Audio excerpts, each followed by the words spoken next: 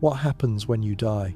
Not philosophically, not theologically, not what you hope happens, or what you fear happens, or what your grandmother told you happens. What does the scientific evidence say happens to consciousness when the body dies? What do we actually know? What has been measured? What has been documented in peer-reviewed medical journals by researchers at major universities who set out to answer this question, not with faith or speculation, but with electroencephalograms and cardiac monitors and structured clinical interviews and rigorous statistical analysis? The answer is not what you expect. It is not what the materialists expect. It is not what the religious traditions expect. It is stranger than all of them. More documented than the skeptics admit. More nuanced than the believers claim. And more important than either side realizes.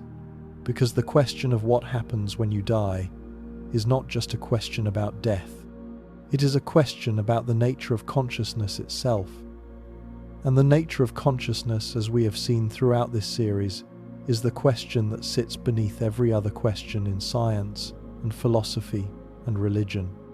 Let us begin with what we know about the biology of dying, the clinical facts, the measurements, the data. Clinical death occurs when the heart stops beating, cardiac arrest, no pulse, no blood flow, no oxygen reaching the brain. In a hospital setting, this is the moment when the monitors flatline, the moment when resuscitation efforts begin, or the moment when the time of death is called. Clinical death is not the same as biological death. Clinical death is potentially reversible. If the heart can be restarted within minutes, the patient can survive. Biological death is irreversible. It occurs when the cells of the body have been deprived of oxygen long enough to suffer permanent damage. For the brain, this window is narrow, approximately 4 to 6 minutes without oxygen at normal body temperature. After that, neurons begin to die. The process is irreversible.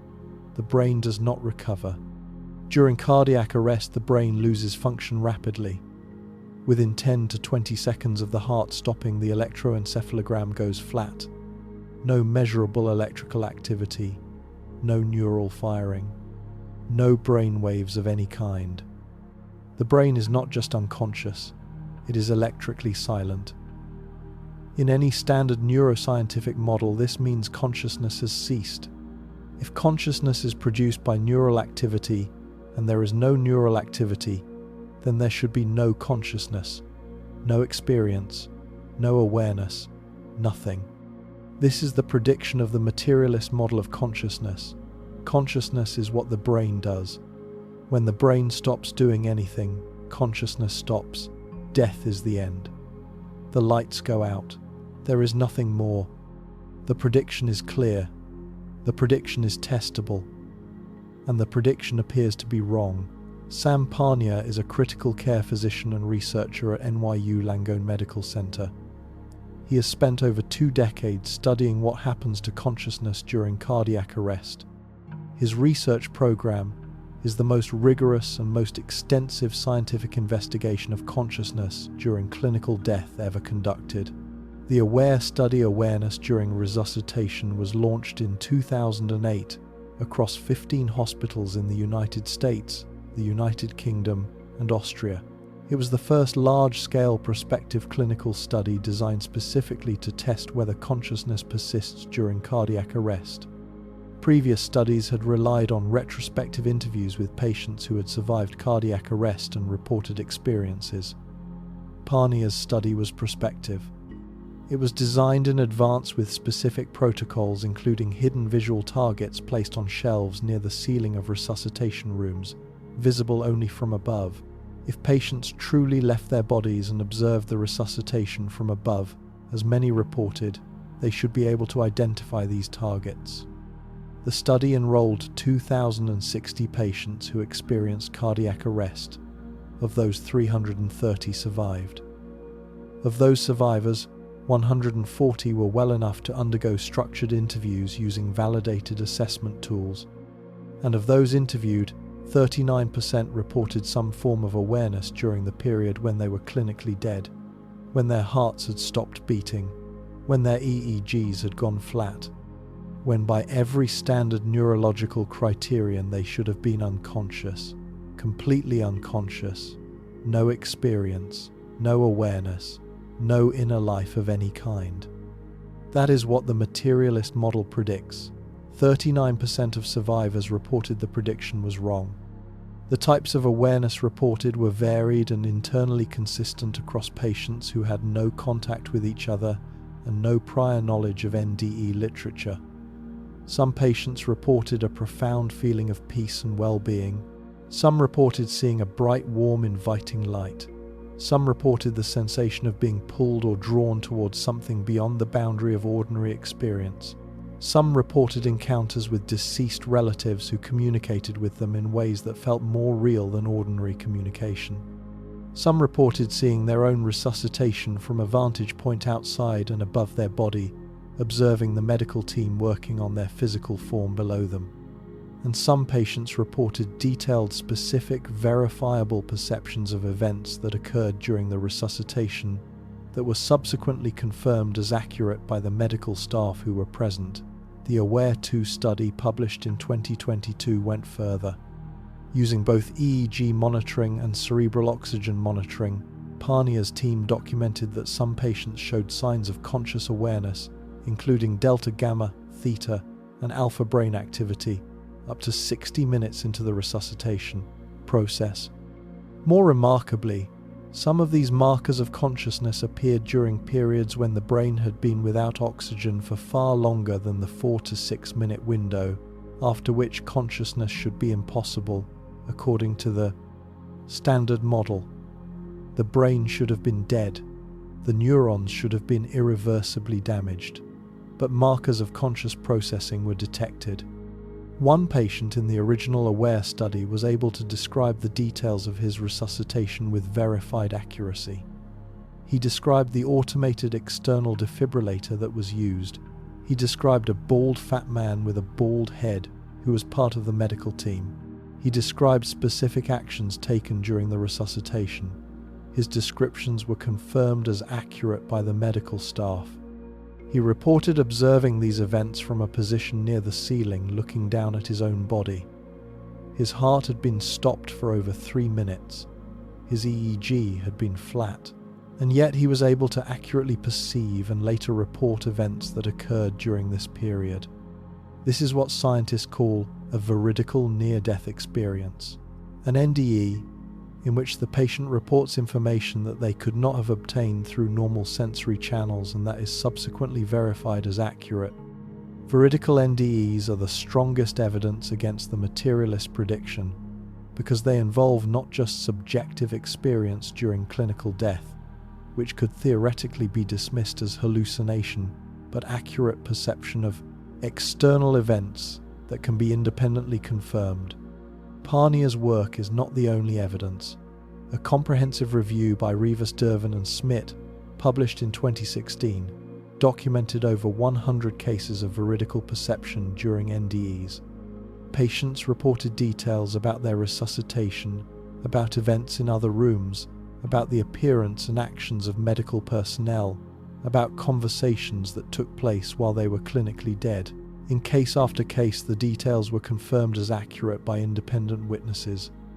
The Pam Reynolds case from 1991 remains one of the most extraordinary cases in the medical literature. Reynolds underwent a rare surgical procedure called hypothermic cardiac arrest for the treatment of a giant basilar artery aneurysm in her brain. During the surgery, her body temperature was lowered to 60 degrees Fahrenheit. Her heart was stopped. Her blood was drained from her body. Her brain stem function was monitored continuously and showed no activity. Clicks were delivered to her ears through molded speakers and produced no brain stem response. Her eyes were taped shut. By every possible medical measure, Pam Reynolds was as close to dead as a living person can be. Her brain was not functioning. Her heart was not beating. Her blood was not circulating. She had no measurable brain activity of any kind. And yet, she reported a detailed near-death experience. She described being pulled out of the top of her head. She described observing the surgery from a vantage point above the operating table.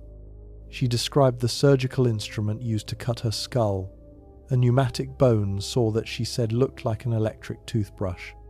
She described hearing a conversation between the cardiac surgeon and another team member about the size of her femoral arteries. Both of these descriptions were confirmed as accurate by the surgical team. She described the instrument accurately. She reported the conversation accurately, while her brain was not functioning, while her EEG showed no activity, while her blood had been drained from her body. The materialist response to these cases has taken several forms. Each has significant weaknesses. The anoxia hypothesis proposes that the experiences are caused by oxygen deprivation to the brain. A dying brain deprived of oxygen produces hallucinations that the patient later interprets as a near-death experience. The problem with this hypothesis is that oxygen deprivation produces confusion, disorientation, and fragmented, incoherent experiences. NDEs are the opposite. They are described consistently as hyper-real, more vivid and more coherent than normal waking consciousness. Patients do not describe the confused, muddled experience of a brain shutting down. They describe the clearest, most lucid, most profoundly real experience of their lives. This is not what anoxia produces. The endorphin hypothesis proposes that the brain releases massive amounts of endorphins during the dying process, producing the feelings of peace and euphoria that NDEs characteristically involve. Endorphins can produce feelings of well-being, but endorphins cannot produce accurate veridical perception of events occurring outside the patient's body. Endorphins cannot explain how a patient with no measurable brain activity can accurately describe a surgical instrument they have never seen or a conversation they could not have heard. The REM intrusion hypothesis proposes that NDEs are a form of REM sleep intruding into the dying process. Kevin Nelson at the University of Kentucky has proposed this model based on the observation that NDE experiencers score higher on questionnaires measuring susceptibility to REM intrusion during waking states. The problem is that REM sleep requires a functioning brain. It requires specific brain regions to be active, including the pontine brain stem and the visual cortex. During cardiac arrest, these regions are not functioning. The EEG is flat. REM intrusion into a brain that shows no electrical activity is not a coherent hypothesis. You cannot have REM sleep in a brain that is not doing anything. The DMT hypothesis proposed by Rick Strassman suggests that the pineal gland releases massive amounts of dimethyltryptamine, a powerful psychedelic compound at the moment of death, producing the vivid hallucinatory experiences reported in NDEs. DMT does produce profound altered states of consciousness that share some phenomenological features with NDEs, including encounters with entities, feelings of cosmic significance, and the sensation of entering another realm. However, there is no evidence that the pineal gland produces DMT in quantities sufficient to produce a psychedelic experience. DMT has been detected in rat brains, but at concentrations far below those needed for a psychoactive effect. More fundamentally, the DMT hypothesis shares the same fatal problem as the other materialist explanations. DMT requires a functioning brain to produce its effects. During cardiac arrest with a flat EEG, there is no functioning brain for DMT to act upon, and DMT cannot explain veridical perception. A hallucination caused by a psychedelic compound does not produce accurate perception of events occurring in the physical world. Hallucinations are by definition inaccurate. NDEs in many documented cases are accurate. The residual brain activity hypothesis proposes that there is brain activity during cardiac arrest that the EEG is not sensitive enough to detect. Perhaps deep brain structures continue to function even when the cortical EEG is flat. This is the most sophisticated materialist response, and it cannot be definitively ruled out, but it faces a significant challenge.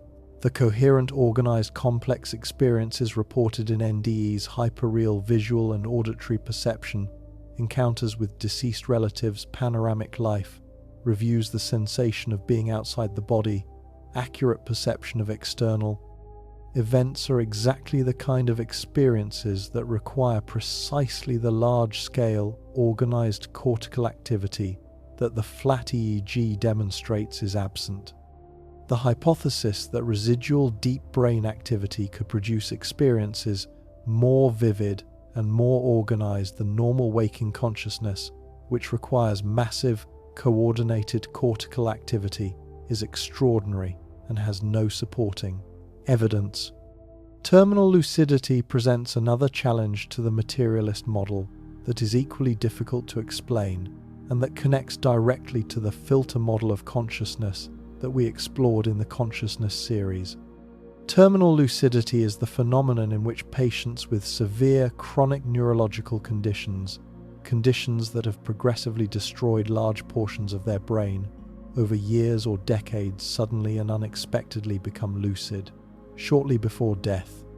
Patients with advanced Alzheimer's disease who have not recognized their own family members for years, who have not spoken a coherent sentence in months, who have lost the ability to feed themselves or control their bodily functions, suddenly wake up. They recognize their spouse. They call their children by name. They hold coherent, meaningful conversations. They recall memories from decades ago, memories that their damaged brains should not be able to store or retrieve. They display cognitive functions that the physical state of their brains should make absolutely impossible. Michael Nahm, a biologist at the University of Freiburg, and Bruce Grayson, a psychiatrist at the University of Virginia, have documented numerous cases of terminal lucidity in peer-reviewed publications in the journals Omega and the 25 Journal of Nervous and Mental Disease. Alexander Batthyány, a cognitive scientist at the University of Vienna, has collected over 200 cases through systematic survey of end-of-life caregivers. The phenomenon is not rare. Caregivers in hospice and nursing home settings encounter it regularly. It is well known among those who work with dying patients. It is simply ignored by mainstream neuroscience because it should not be possible. The pattern is remarkably consistent across cases. A patient whose brain has been progressively destroyed by neurodegenerative disease for years suddenly displays intact cognitive function. The lucid episode typically occurs in the final hours or days before death. It lasts minutes to hours, rarely longer. During the episode, the patient displays a level of cognitive function that they have not displayed in months or years, and then the episode ends. Often the patient loses consciousness again, and within hours or days they die. One case documented by Nahm involved a woman with Alzheimer's disease who had not spoken in years. She had not recognized her family in over 2 years. She was bedridden and unresponsive to her environment. Approximately 1 hour before her death, she sat up in bed, called her daughter by name, and had a lucid, coherent conversation with her family. She expressed love. She said goodbye. She lay back down, and she died. Her brain had advanced Alzheimer's pathology. The neurons that the materialist model says are necessary for speech, for memory, for recognition, for emotional expression had been destroyed by the disease process. They did not regenerate in the hour before her death. The physical substrate was gone, and yet the function returned. The materialist explanation for terminal lucidity faces a fundamental problem. If consciousness is produced by neural activity in specific brain regions, and those brain regions have been physically destroyed by disease, then those brain regions cannot produce consciousness. A brain with advanced Alzheimer's pathology, with extensive neuronal death, with widespread amyloid plaques and neurofibrillary tangles, does not suddenly regenerate the neurons it has lost. The physical substrate that the materialist model says is necessary for consciousness has been destroyed, and yet consciousness returns, briefly, inexplicably, and then the patient dies. This is precisely what the filter model of consciousness predicts. We explored the filter model in the consciousness series. The filter model proposes that the brain does not produce consciousness. The brain filters consciousness, constrains it, limits it, focuses it. The brain is a reducing valve, as Aldous Huxley described it, borrowing the concept from Henri Bergson and William James. When the brain is healthy, the filter works normally. When the brain is damaged by disease, the filter becomes more restrictive. Consciousness is further constrained. The patient loses cognitive function. But when the brain is dying, when the filter is failing, consciousness is released. The constraint is removed. The patient becomes lucid. Not because their brain is suddenly working better, because their brain is stopping working. And the consciousness that was always there underneath the damage flows through the failing filter. The filter model also explains why NDEs are described as hyperreal rather than confused. If consciousness is produced by the brain, then less brain activity should produce less consciousness. Dimmer, weaker, more confused. If consciousness is filtered by the brain, then less brain activity means less filtering. More consciousness, brighter, clearer, more vivid, more real than real. This is exactly what NDE experiencers report. Not the dim, confused experience of a dying brain, the most vivid experience of their lives. The prediction of the filter model matches the data. The prediction of the production model does not. A study published in the Proceedings of the National Academy of Sciences in 2023 by Jimo Borjigin's team at the University of Michigan added another extraordinary layer of evidence. The team monitored the brains of 4 patients who died during continuous EEG monitoring in the intensive care unit. These patients were on life support that was being withdrawn. Their deaths were expected and medically monitored in real time. At the moment of cardiac arrest, as oxygen levels dropped and the brain began to die, the researchers observed something that the standard model does not predict: a surge of gamma wave activity, not random noise, not the disorganized firing of dying neurons. Organized gamma oscillations in the temporoparietal occipital junction, a brain region associated with conscious awareness, with out-of-body experiences, with the integration of sensory information into a coherent, conscious experience. 2 of the 4 patients showed this gamma surge. In those 2 patients, the gamma activity exceeded the levels observed during normal waking consciousness. The brain at the moment of death was not simply shutting down, it was activating. In regions associated with consciousness, at levels exceeding normal conscious awareness. This is precisely what NDE experiencers describe. Hyperreal consciousness at the moment of death. More vivid than normal life. More real than real. The Borjigin study provides the first potential neural correlate of NDE experiences. The brain does something at the moment of death that looks like heightened conscious processing. The materialist interpretation is that this gamma surge is the brain's last gasp. A final burst of neural activity caused by the disruption of normal inhibitory circuits as oxygen fails and cellular processes break down. A dying computer sparking randomly as its power supply fails. The alternative interpretation is that the gamma surge is the neural signature of the NDE itself. The brain is doing something at the moment of death, something organized, something that correlates with consciousness, something that might be the physiological footprint of the experience that millions of NDE survivors have reported across every culture on Earth throughout recorded history. What neither interpretation can explain is why this surge occurs at all. If the brain is simply shutting down, why does it activate organized gamma oscillations in consciousness-associated regions at levels exceeding normal waking awareness? Dying computers do not compose symphonies in their final milliseconds. Dying brains apparently do something analogous, and we do not know why. And then there are the children. Studies of NDEs in children are particularly significant because they control for the most common skeptical objection to adult NDEs, namely that the experiences are culturally conditioned.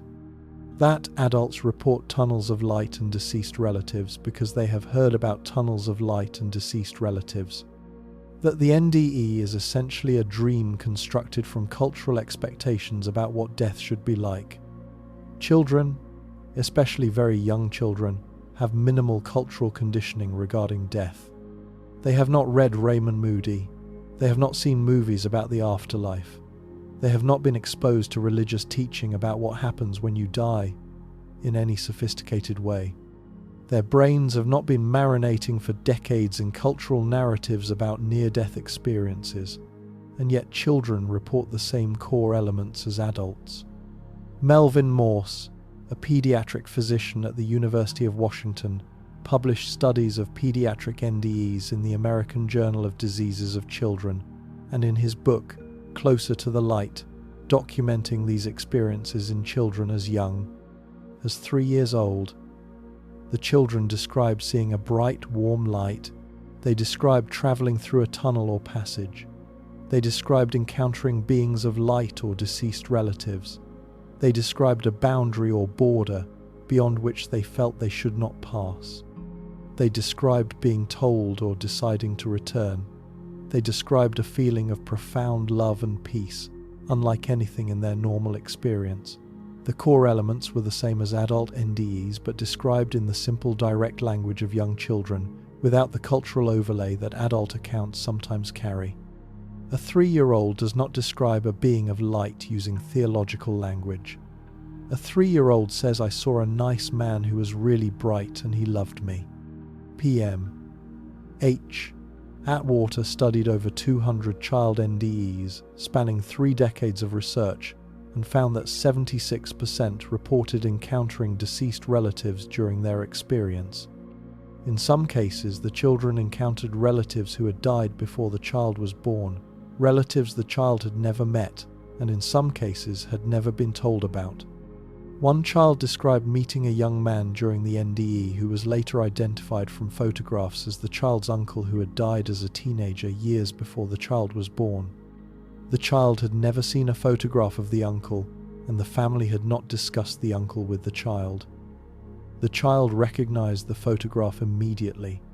Kenneth Ring, a psychologist at the University of Connecticut, and Sharon Cooper, published a groundbreaking study in 1999 titled Mindsight, examining NDEs in people who had been blind from birth, congenitally blind. These individuals had never had visual experience of any kind. Their retinas had never sent visual signals to their brains. Their visual cortices had never been activated by external visual input. They had never seen a color, never seen a shape, never seen a face, never seen anything at all. They had no visual memories because they had never had visual experiences. They had no visual imagery because their brains had never processed visual information. Their entire experience of the world was through sound, touch, smell, and taste. Vision was as foreign to them as echolocation is to a sighted person. And yet during their NDEs they reported visual experiences. They described seeing for the first time in their lives. They described seeing their own bodies on the operating table below them. They described the appearance of medical personnel. They described the color of clothing. They described visual details of the room. They described spatial relationships between objects. They described light and color and form in ways that a person who has never seen should not be able to describe. This is not the most extraordinary part. The most extraordinary part is that their visual descriptions were accurate, verified by the sighted people who were present during the events the blind patients described. The descriptions matched reality, not fantasy, not hallucination, not the random firing of neurons that have never processed visual information, generating meaningless visual noise. Accurate, detailed, verifiable visual perception by people who have never seen and whose brains have no experience processing visual information. If NDEs are produced by a dying brain as the materialist model requires, then a brain that has never processed visual information, a brain whose visual cortex has never been activated by input from functional retinas, should not produce visual experiences. The visual cortex of a congenitally blind person has been repurposed for other functions. It processes tactile information. It processes auditory information. It does not process visual information because it has never received visual information. For the dying brain hypothesis to explain visual NDEs in the congenitally blind, the dying brain would have to spontaneously generate accurate visual representations of the physical world using neural hardware that has never been configured. For visual processing, this is not merely unlikely, it is incoherent. It is like claiming that a computer with no graphics card can spontaneously render a photorealistic image of its surroundings. The hardware is not there, the software is not there, the capacity is not there, and yet the experience is there, and the experience is accurate. The evidence we have examined is not proof of life after death. It is not proof that consciousness survives bodily death. It is not proof that the soul exists, or that heaven is real, or that any religious tradition's account of the afterlife is correct. What it is something more precise and in some ways more important. It is a collection of rigorously documented phenomena published in peer-reviewed medical and scientific journals by credentialed researchers at major universities that the standard materialist model of consciousness does not adequately explain and in some cases appears to actively contradict. Veridical perception during flat EEG. A patient with no measurable brain activity accurately describes events occurring in the physical world around them.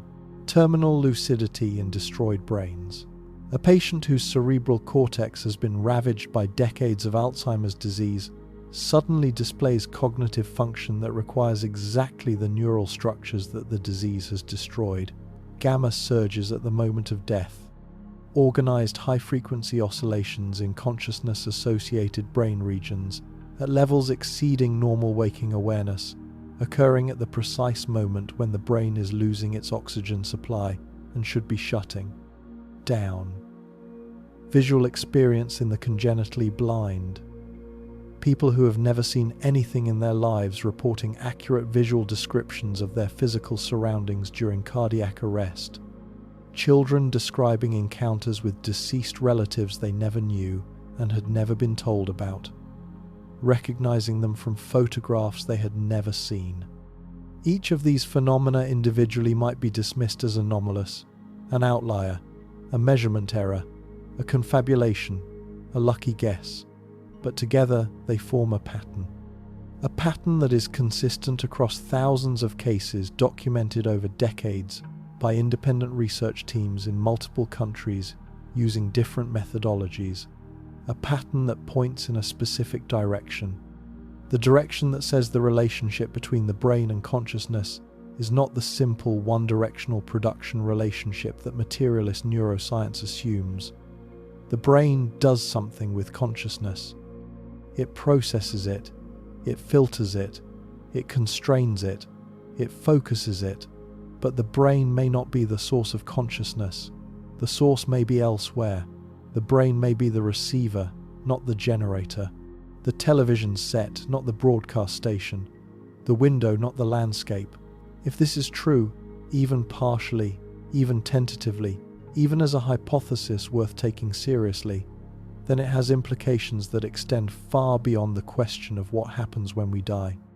It has implications for the nature of physical reality itself, for the boundaries between the possible and the impossible, for the relationship between consciousness and the material world, for the question of whether events that we call miraculous events that appear to violate the normal rules of physical reality might in fact be possible under certain conditions. Because if consciousness is not produced by the brain, if consciousness is something more fundamental, something that can operate at least partially independently of neural hardware, if the filter model is correct and the brain constrains consciousness rather than creating it, then the limits of what consciousness can do are not the limits of what the brain can do. The limits are elsewhere, and they may be much wider than materialism assumes. The religious traditions have always claimed that consciousness can affect physical reality in ways that transcend normal causation. Prayer that heals, faith that moves mountains, saints whose bodies do not decay, yogis who control their heartbeat and body temperature through meditation, healings that occur spontaneously without medical explanation, events that the traditions call miracles and that materialist science calls impossible. But what if impossible is a category error? What if the boundary between possible and impossible was drawn by a model of reality that is incomplete? What if the same evidence that challenges the materialist model of consciousness in the context of death also challenges the materialist model of what is physically possible in the context of life? The question of miracles is not separate from the question of consciousness after death. They are the same question asked in different contexts. The NDE asks whether consciousness can exist independently of the brain. The miracle asks whether consciousness can affect physical reality independently of normal causal mechanisms.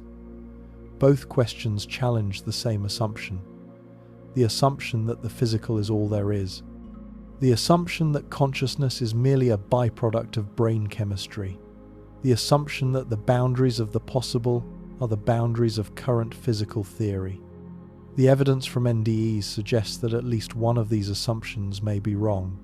If it is wrong in the context of death, it may also be wrong in the context of life. And if it is wrong in the context of life, then events that we call miraculous may not be violations of natural law. They may be expressions of a deeper natural law that our current science has not yet fully described. What the evidence says about miracles, what has been documented, what has been verified, what has been explained, and what remains unexplained, and how the concept of natural law itself has been transformed by quantum mechanics in ways that make the very concept of the impossible far less certain than it was in Newton's time. That is where we go next.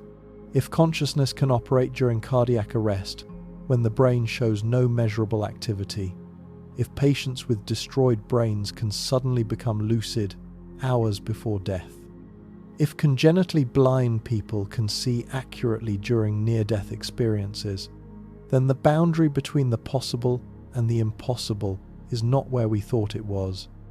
And if that boundary has moved, then we need to ask a question that most scientists refuse to take seriously. Are miracles possible? Not in the vague sense of unlikely events that we colloquially call miraculous, in the precise sense of events that appear to violate the normal causal mechanisms of physical reality, events for which no known physical explanation exists, events that should not happen according to our current understanding of how the world works, and yet events that are documented with a rigor that most people do not know exists. Before we examine the evidence, we need to examine the argument that says the evidence does not matter, the argument that says miracles are impossible regardless of the evidence, because this argument, made by one of the most brilliant philosophers in history, has shaped Western thinking about miracles for nearly 300 years, and it needs to be confronted directly. David Hume published of miracles as Section X of his Inquiry Concerning Human Understanding in 1748. His argument is elegant, simple, and devastating, and it has dominated Western intellectual attitudes toward miracles for nearly 3 centuries. It is the argument that educated people absorb without even knowing they have absorbed it. It is the reason most scientists dismiss miracle claims without examining them. It is worth understanding in detail because it is both the strongest argument against miracles and an argument with significant weaknesses that most people never learn about. A miracle, Hume says, is a violation of the laws of nature. The laws of nature are established by uniform and unalterable experience. Every moment of every day, we experience the laws of nature operating with perfect regularity. Gravity holds objects to the ground, fire burns combustible material, water flows downhill, dead organisms remain dead. Broken bones do not instantaneously mend. Tumors do not disappear overnight. The laws of nature are the most firmly established facts we possess. They are confirmed by billions of observations across the entire accumulated experience of the human race across all of recorded history. Now, Hume says when someone testifies that a miracle has occurred, we must weigh two probabilities against each other. On one side, the probability that the laws of nature were actually violated, laws that have been confirmed by the entire weight of human experience without exception. On the other side, the probability that the testimony is wrong. The testimony could be wrong because the witness was honestly mistaken, because they were deceived by a conjuring trick, because they were confused about what they saw, because they exaggerated in the retelling, because they were lying for personal gain, or because they were suffering from a mental illness that distorted their perception.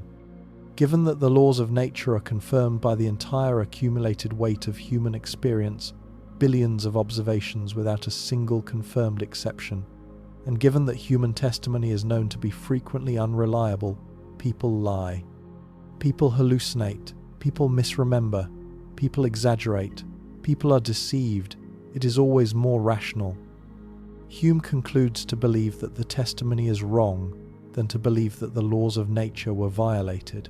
The famous formulation, "No testimony is sufficient to establish a miracle unless the testimony be of such a kind that its falsehood would be more miraculous than the fact which it endeavours to establish." Hume's argument has been enormously influential. It is the foundation of the modern skeptical rejection of miracles. It provides an apparently airtight logical framework for dismissing any miracle claim without examining the specific evidence. And it has three significant weaknesses that have been identified by philosophers since Hume's time. The first weakness was identified most clearly by Richard Swinburne at Oxford. Hume's argument is circular. Hume says we should reject miracle testimony because miracles violate the laws of nature. But how do we know the laws of nature? Through experience, through observation, through testimony.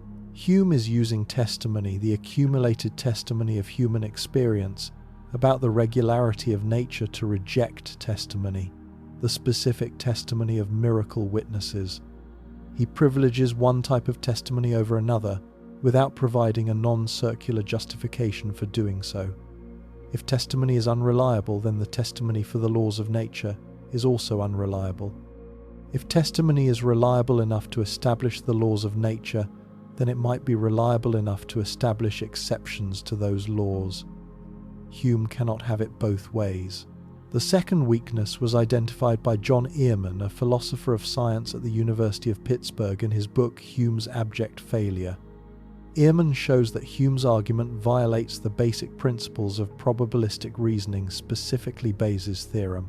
Hume treats the prior probability of a miracle as effectively zero, but if the prior probability is zero, then no amount of evidence can change it. This is not rational evaluation of evidence. It is dogmatic refusal to consider evidence. Earman argues that the proper Bayesian approach is to assign a small but non-zero prior probability to miracles, and then update that probability based on the evidence. If the evidence is strong enough, the posterior probability can become significant. Hume's argument amounts to saying that the evidence does not matter because I have already decided that miracles are impossible. This is not an argument. It is a presupposition disguised as an argument. The third weakness is the most important for our purposes. Hume's argument depends on a specific understanding of natural law, the understanding that prevailed in 1748, Newton's understanding. In Newton's framework, the laws of nature are absolute, deterministic, and exceptionless. Given the initial conditions, the laws determine everything that will happen with perfect precision. There is no room for exceptions, no room for deviations, no room for events that violate the laws. The laws are iron, immutable, absolute. This understanding of natural law was demolished by quantum mechanics in the 20th century. and the demolition changes the entire framework within which Hume's argument operates. In quantum mechanics, the laws of nature are not deterministic, they are probabilistic. The Schrödinger equation does not predict what will happen. It predicts the probability of what might happen. A radioactive atom does not decay at a determined time.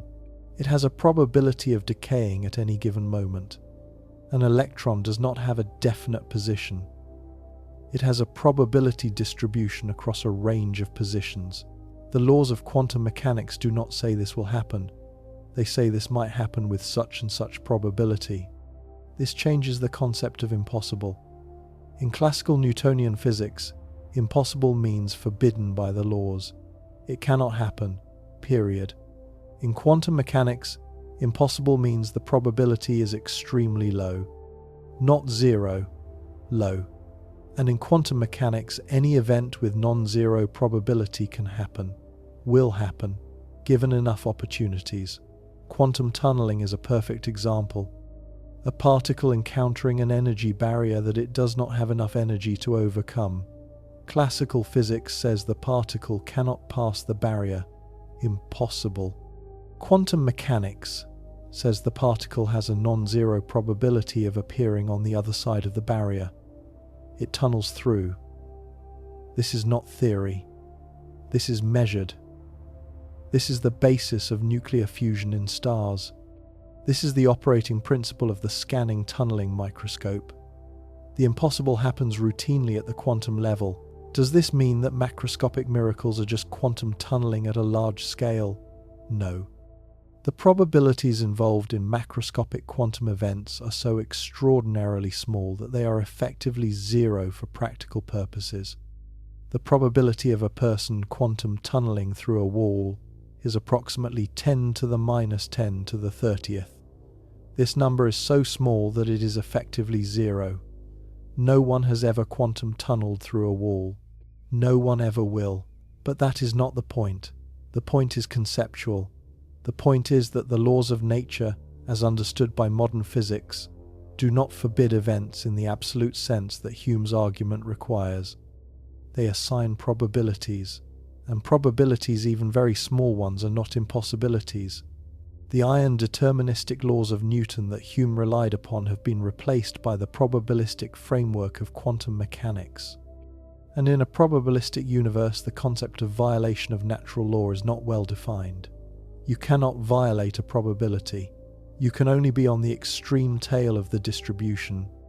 An event with a probability of 10 to the minus 50 is not a violation of natural law. It is a natural event with very low probability. If it happens, it is not a miracle in Hume's sense of a violation of natural law. It is an extremely improbable natural event. The category of miracle, as Hume defined it, may not exist in a quantum universe. Furthermore, the observer effect in quantum mechanics introduces consciousness into the physical picture in ways that Hume could not have anticipated, and that fundamentally challenge the sharp boundary between mind and matter that his argument assumes. The double-slit experiment, first performed by Thomas Young in 1801 and refined in quantum mechanical versions throughout the 20th century, shows that when particles are not observed, they behave as waves passing through both slits simultaneously and creating an interference pattern on the detector screen. When particles are observed, when a detector is placed at the slits to determine which slit each particle passes through, the interference pattern disappears, and the particles behave as particles passing through one slit or the other. The act of observation changes the physical behavior of the system. This is not interpretation. This is experimental result, replicated thousands of times in laboratories around the world. The delayed choice quantum eraser experiments take this further. In these experiments, the decision to observe or not observe can be made after the particle has already passed through the slits, and the result changes retroactively. The future decision about whether to observe affects the past behavior of the particle. This was demonstrated experimentally by Yoonho Kim and colleagues in 1999 and has been replicated and refined since. The implications are profound. Consciousness, or at minimum, the act of measurement, which in every known case involves a conscious observer, does not merely passively record physical reality, it participates in determining physical reality. The sharp boundary between observer and observed, between mind and matter, between consciousness and the physical world, does not exist in quantum mechanics the way it exists in classical physics. If consciousness affects physical outcomes at the quantum level, and if, as some physicists have argued, including Eugene Wigner, John von Neumann, Henry Stapp, and Roger Penrose, consciousness plays a fundamental role in the transition from quantum possibility to classical actuality, then the relationship between consciousness and physical reality is far more intimate than the materialist model assumes. And if that relationship is more intimate, then events in which consciousness appears to affect physical reality in extraordinary ways, events we call miracles, may not be violations of natural law at all. They may be extreme expressions of a relationship between consciousness and matter that quantum mechanics has already demonstrated exists. Now, the medical evidence. What has actually been documented? What survives rigorous scrutiny? What cases exist that qualified physicians have examined and declared medically inexplicable? Lourdes is a small town in southwestern France where in 1858, a 14-year-old girl named Bernadette Soubirous reported a series of visions of the Virgin Mary. Since then, Lourdes has become one of the most visited pilgrimage sites in the world, with approximately 6 million visitors per year. Many visitors come seeking healing, and the Catholic Church has established the most rigorous medical evaluation process in history to examine claims of miraculous healing at Lourdes. The Lourdes Medical Bureau was established in 1883. It is staffed by physicians who are not required to be Catholic. Any doctor, regardless of faith or lack thereof, can participate in the evaluation. The process is extraordinarily demanding. First, a cure must be medically inexplicable. The patient must have had a well-documented serious illness. The diagnosis must be confirmed by multiple physicians. The cure must be complete. The cure must be instantaneous or nearly so. The cure must be without medical treatment or with treatment that cannot account for the cure, and the cure must be permanent. The patient must remain cured for years with follow-up examinations confirming the continued absence of the disease. If the Medical Bureau determines that a cure meets these criteria, the case is forwarded to an international committee of medical specialists for further evaluation. If the international committee confirms the case, it is then sent to the bishop of the patient's home diocese for theological evaluation. Only after this entire process, which typically takes years or decades, is a cure declared miraculous by the Church. Since 1858, approximately 7,000 cases of claimed healings have been submitted to the Lourdes Medical Bureau. Of those 7,000, the Medical Bureau has certified approximately 70 as medically inexplicable. 70 cases in over 160 years that survived the most rigorous medical evaluation process ever devised. This is not a system designed to validate miracles. It is a system designed to eliminate false claims, and it eliminates over 99% of them. The 70 that survive represent cases for which the medical evaluation could find no natural explanation. Alexis Carrel was a French surgeon and biologist who won the Nobel Prize in Physiology or Medicine in 1912 for his pioneering work on vascular suturing and organ transplantation. Carrel was one of the most distinguished medical scientists of his generation. He was also an atheist, or at minimum, a thoroughgoing skeptic regarding religion and supernatural claims.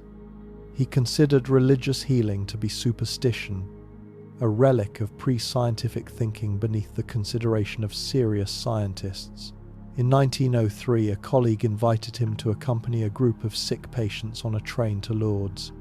Carrel went not as a pilgrim, but as a skeptical observer. He intended to document the psychological phenomenon of mass suggestion and religious hysteria. He expected to see nothing that would challenge his materialist worldview. On the train, he examined a young woman named Marie Bailly, who was in the terminal stages of tuberculous peritonitis. Her abdomen was massively distended with fluid. She was emaciated. Her skin was grey. She had been given last rites. She was expected to die within days, possibly hours. Carol examined her thoroughly. He noted her pulse, her temperature, the size and firmness of her distended abdomen, the signs of advanced tuberculosis. He was a trained surgeon.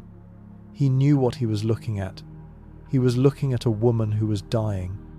At Lourdes, Bailly was taken to the baths.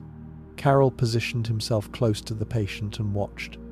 What he observed over the course of the following hours he documented meticulously in his notes.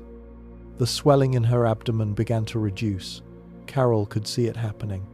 He examined her repeatedly, checking the size and firmness of the abdominal distension at intervals. The fluid was disappearing. Not slowly, visibly. Over a period of hours, the distension that indicated liters of peritoneal fluid caused by the tuberculosis was resolving. By the end of the day, the signs of tuberculous peritonitis were gone. The abdomen was flat, the pain was gone, the fever had broken. Bailly was sitting up. She was alert. She was hungry. Carol was profoundly disturbed by what he had observed. He could not explain it. The spontaneous resolution of massive tuberculous peritoneal effusion in a matter of hours without any medical intervention had no precedent in his medical experience and no explanation in his scientific framework. He documented everything. Bailly recovered completely. She lived for decades afterward, eventually becoming a nun. She was examined by multiple physicians in the following years and showed no recurrence of tuberculosis. Carol published his account of the experience, and it caused a professional crisis. His colleagues at the University of Lyon were hostile. A Nobel laureate reporting an inexplicable healing at a Catholic shrine was an embarrassment to the secular medical establishment. Carol eventually left France for the Rockefeller Institute in New York, partly because of the professional fallout from his Lourdes account. He never became a conventionally religious person. He struggled with the implications of what he had seen for the rest of his life. He eventually moved toward a form of mystical theism but never embraced Orthodox Catholicism. His case is significant not because it proves miracles are real. It is significant because it documents a trained, rigorous, Nobel Prize-winning scientific observer encountering a phenomenon he could not explain and having the intellectual honesty and the professional courage to report it honestly, rather than pretend it did not happen. Beyond Lourdes, spontaneous remission of cancer is a documented medical phenomenon that challenges the boundaries of what current medicine can explain. Spontaneous remission is the partial or complete disappearance of a malignant tumor without treatment or with treatment that is considered inadequate to produce the observed result. This is not alternative medicine. This is not faith-healing propaganda. This is mainstream oncology, acknowledging that in a small but non-zero number of cases, confirmed malignant tumors disappear without adequate medical explanation. The Institute of Noetic Sciences has compiled a database of over 3,500 published cases of spontaneous remission from peer-reviewed medical journals, including the New England Journal of Medicine, The Lancet, the British Medical Journal, and the Journal of Clinical Oncology. The cases span virtually every type of cancer: carcinomas, sarcomas, lymphomas, melanomas, glioblastomas, even cases of metastatic disease with confirmed tumors throughout the body that spontaneously and completely resolved. Brendan O'Regan and Carol Hirschberg compiled the first comprehensive bibliography of these cases and found that the phenomenon, while rare, is far more common than most oncologists realize because individual cases are published in specialty journals and no centralized tracking system exists. The rate of spontaneous remission is estimated at approximately 1 inch 60,000 to 1 inch 100,000 cancer cases, depending on the cancer type and the definition used. Certain cancers such as renal cell carcinoma, neuroblastoma in children and melanoma have higher documented rates of spontaneous remission. It is rare, but it is real. It is documented. It is published. And in many cases it defies explanation. The immune system occasionally destroys cancer cells, and some cases of spontaneous remission may involve an immune response triggered by fever or infection. But in many documented cases, the immune system had been failing to control the cancer for months or years. The tumor was growing, the patient was deteriorating, and then the cancer was gone. No new treatment, no fever, no identifiable trigger, just gone. The Vatican canonization process provides another source of rigorously evaluated medical evidence that most people outside the Catholic Church know nothing about. To be declared a saint in the Catholic Church, a candidate must be associated with at least 2 verified miracles that occurred after the candidate's death through the intercession of the candidate. The verification process involves a medical board called the Consulta Medica, composed of physicians who are often not Catholic, who have no theological investment in the outcome, and who are specifically tasked with answering one question: does a natural medical explanation exist for the claimed cure? The Consulta Medica applies modern medical standards with a rigor that would satisfy any hospital review board. They review the complete medical records of the patient before, during, and after the claimed cure. They require the original diagnosis to have been confirmed by multiple physicians using standard diagnostic methods. They require imaging studies, pathology reports, laboratory results. They consult with independent specialists in the relevant disease who are not part of the canonization process and who may not even know that the case is being evaluated for a miracle. They consider every possible natural explanation: spontaneous remission, delayed response to prior treatment, misdiagnosis, laboratory error, psychological factors.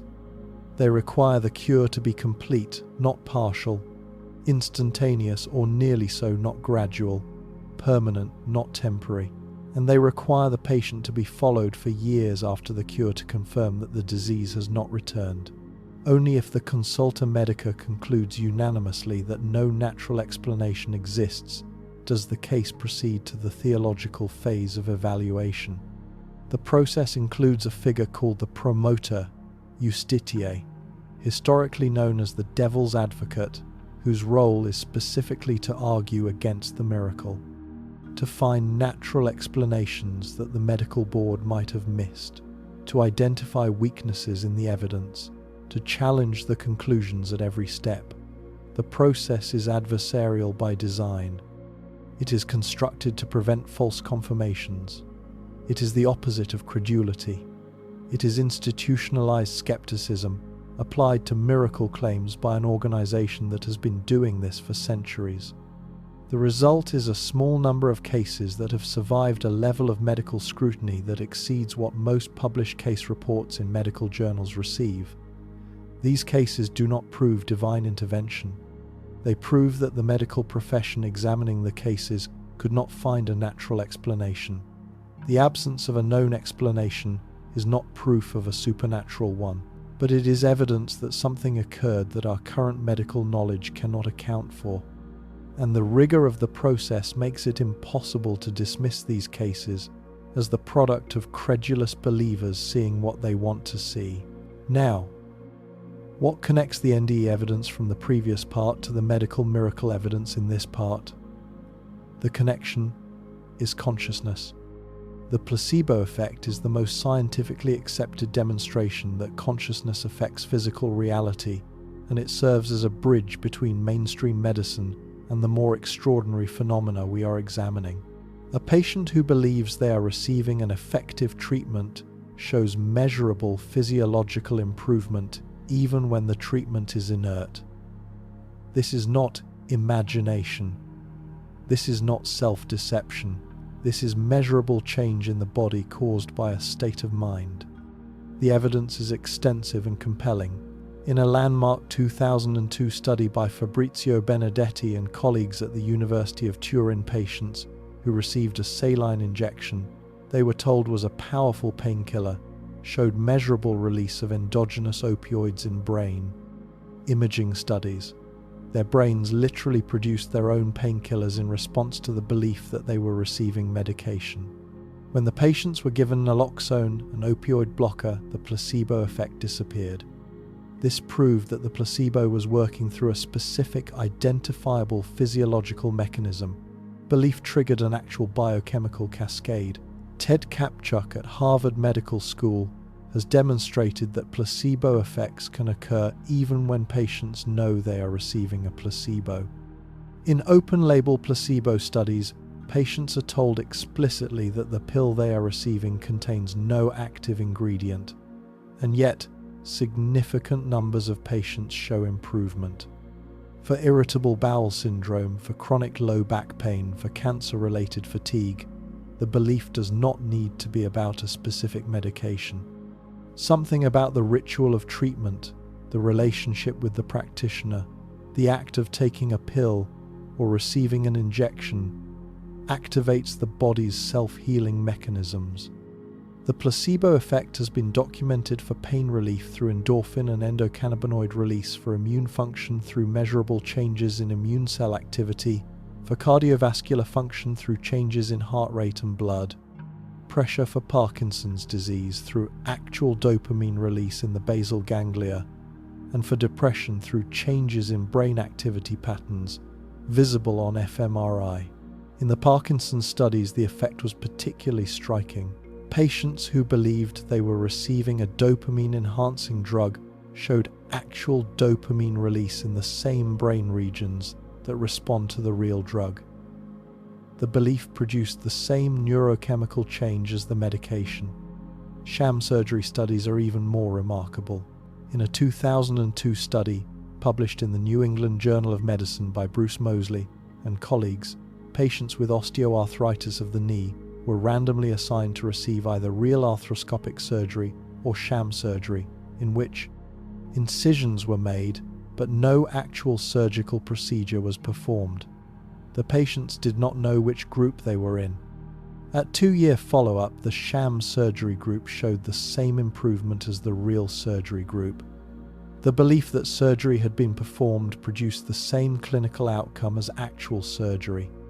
The placebo effect demonstrates beyond any reasonable doubt that consciousness affects physical reality, that mental states produce bodily changes. That belief alters physiology. This is not mystical. This is not supernatural. This is neuroscience. But it establishes a principle that has implications far beyond what mainstream neuroscience is comfortable exploring. Because if consciousness can affect the body through known physiological pathways, what are the limits of that effect? Where does the placebo effect end and the impossible begin? The standard answer is that the placebo effect works within the normal range of physiological self-regulation. It enhances processes that the body can already do. It does not enable processes that are biologically impossible. A broken femur does not heal because the patient believes it will.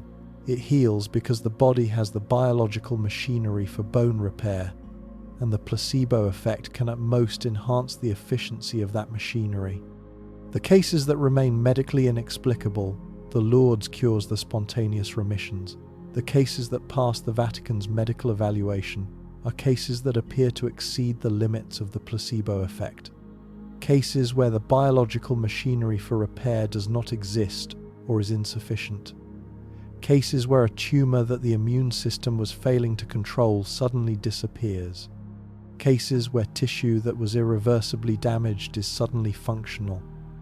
Cases that go beyond what belief operating through known physiological pathways can accomplish. If these cases are real and they are documented in the medical literature by qualified physicians using standard diagnostic methods, then one of two things is true. Either there are physiological self-healing mechanisms that we have not yet discovered, mechanisms far more powerful than the placebo effect that can, under certain conditions, produce complete rapid cures of conditions that current medicine considers incurable. Or consciousness can affect physical reality in ways that go beyond the known physiological pathways, ways that involve a more direct relationship between mind and matter than current science recognizes. The first option is the conservative materialist explanation. We do not yet understand all the ways the body can heal itself. Future research will discover the mechanisms behind spontaneous remission, behind the most extreme cases of healing, behind the seemingly impossible recoveries. The cures are natural. We just do not know the natural mechanism yet. This is a legitimate scientific position.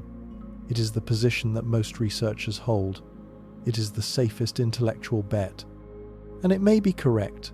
Science has a long history of finding natural explanations for phenomena that were previously considered supernatural. Lightning was once attributed to Zeus. Epilepsy was once attributed to demonic possession. Infectious disease was once attributed to miasma or divine punishment. In each case, science eventually discovered the natural mechanism and the supernatural explanation was abandoned. The conservative position is that the same will happen with miraculous healings. Give us enough time and enough research, and we will find the mechanism. The second option is the one suggested by the convergence of the NDE evidence and the miracle evidence. If consciousness can operate independently of the brain, as the NDE evidence from Part 1 suggests, if the filter model is correct, and consciousness is not produced by the brain but filtered through it, then consciousness may not be limited to affecting the body through known neural and biochemical pathways. Consciousness may have capacities that the production model does not predict, capacities that the filter model does predict, capacities that include affecting physical reality in ways that go beyond the known mechanisms of placebo and physiological self-regulation. Not magic, not violation of natural law, but expression of a deeper relationship between consciousness and matter that our current science has only begun to map. This is where the question becomes genuinely difficult, genuinely uncertain, genuinely unresolved. The evidence for both positions is real. The materialist position has the weight of scientific history behind it. The anomalous position has the weight of documented cases that defy current explanation. Neither position can be proven conclusively with the evidence currently available. And intellectual honesty requires acknowledging this rather than pretending that either side has won an argument that is still very much in progress. This is also where the traditions enter the picture, because every major religious tradition has not only claimed that such extraordinary events occur, every major tradition has developed a detailed, sophisticated framework for understanding how they occur and why they occur, and what they reveal about the nature of consciousness and its relationship to physical reality. And these frameworks, as we will see in the next part, bear remarkable structural similarities to each other across cultures and centuries and continents. And they bear remarkable structural similarities to the picture emerging from the convergence of quantum mechanics, NDE, research and medical anomalies. The traditions do not merely say miracles happen. They say why they happen. They say how they happen. They say under what conditions they happen. They say what consciousness is and how it relates to physical reality in ways that make events we call miraculous, not arbitrary violations of natural law, but expressions of a deeper law that our current physics has only begun to glimpse.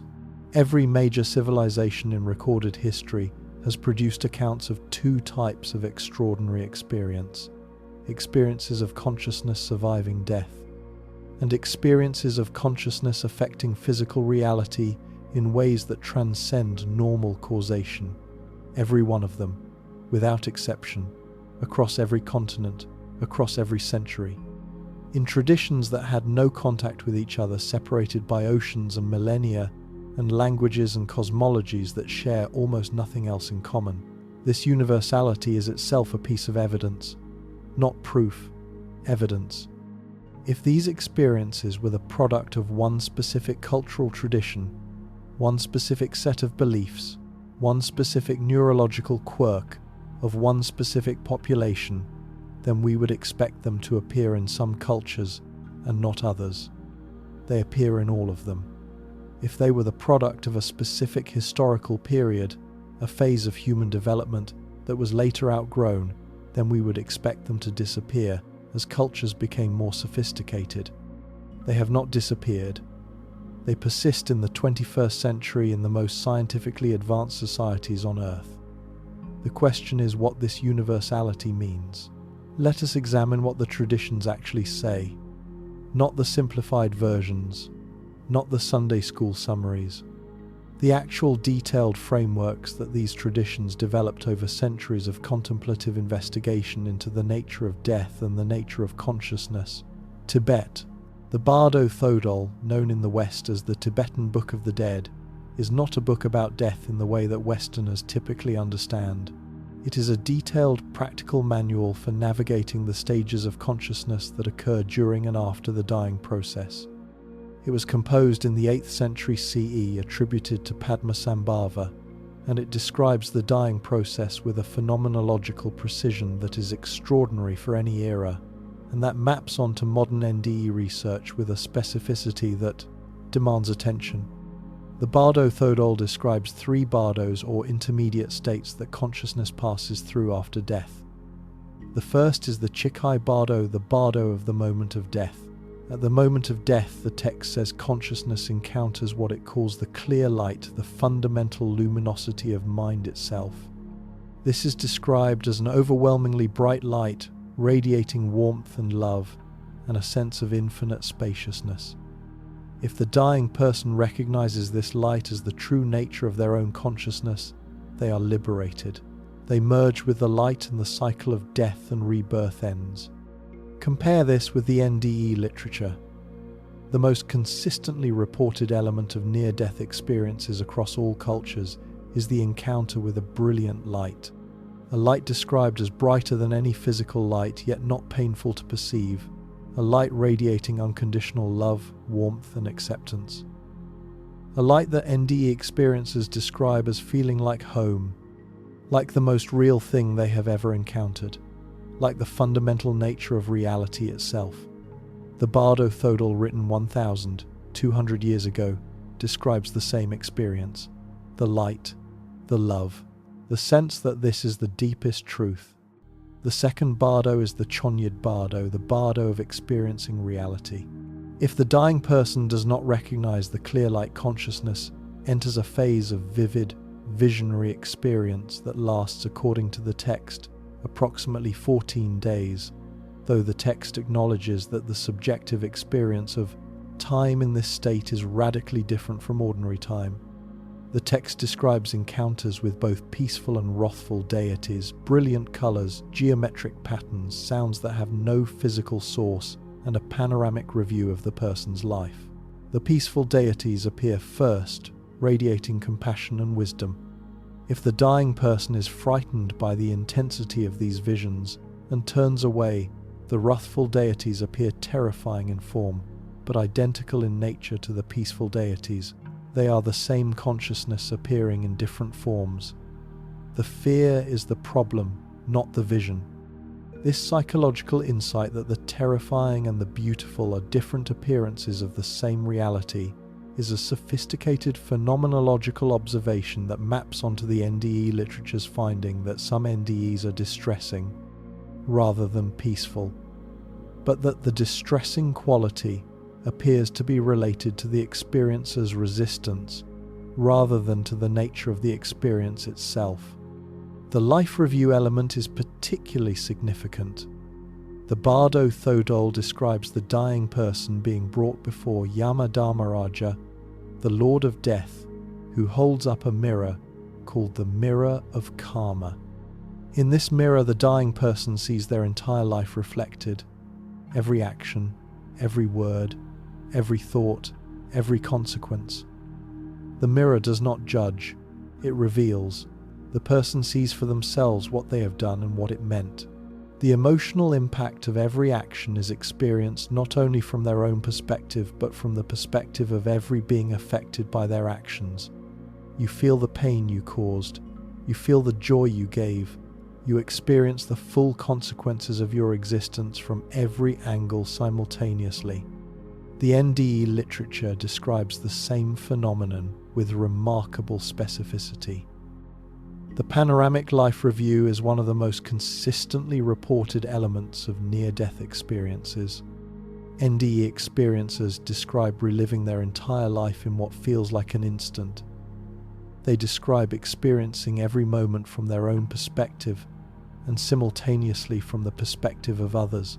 They describe feeling the pain they caused and the joy they gave. They describe this review occurring in the presence of a being of light who does not judge them, but who allows them to judge themselves through the experience of having felt the consequences of their actions from every perspective. The structural correspondence is remarkable. The Bardo Thodol and the NDE literature were produced independently.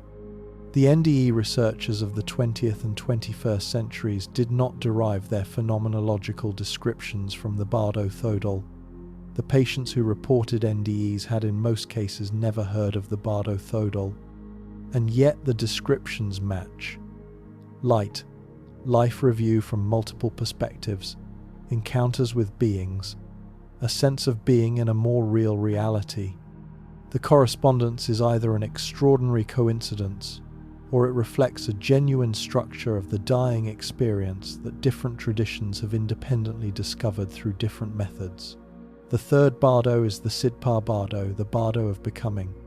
This is the phase in which consciousness moves toward rebirth. The Bardo Thodol describes consciousness encountering visions of its future parents and being drawn toward a new incarnation. This element does not map onto the NDE literature directly, because NDE experiencers by definition return to their current life rather than proceeding to a new one. But it maps onto the extensive research on children who report memories of previous lives documented by Ian Stevenson and Jim Tucker at the University of Virginia, a body of research that, while controversial, includes over 2,500 documented cases. Islam.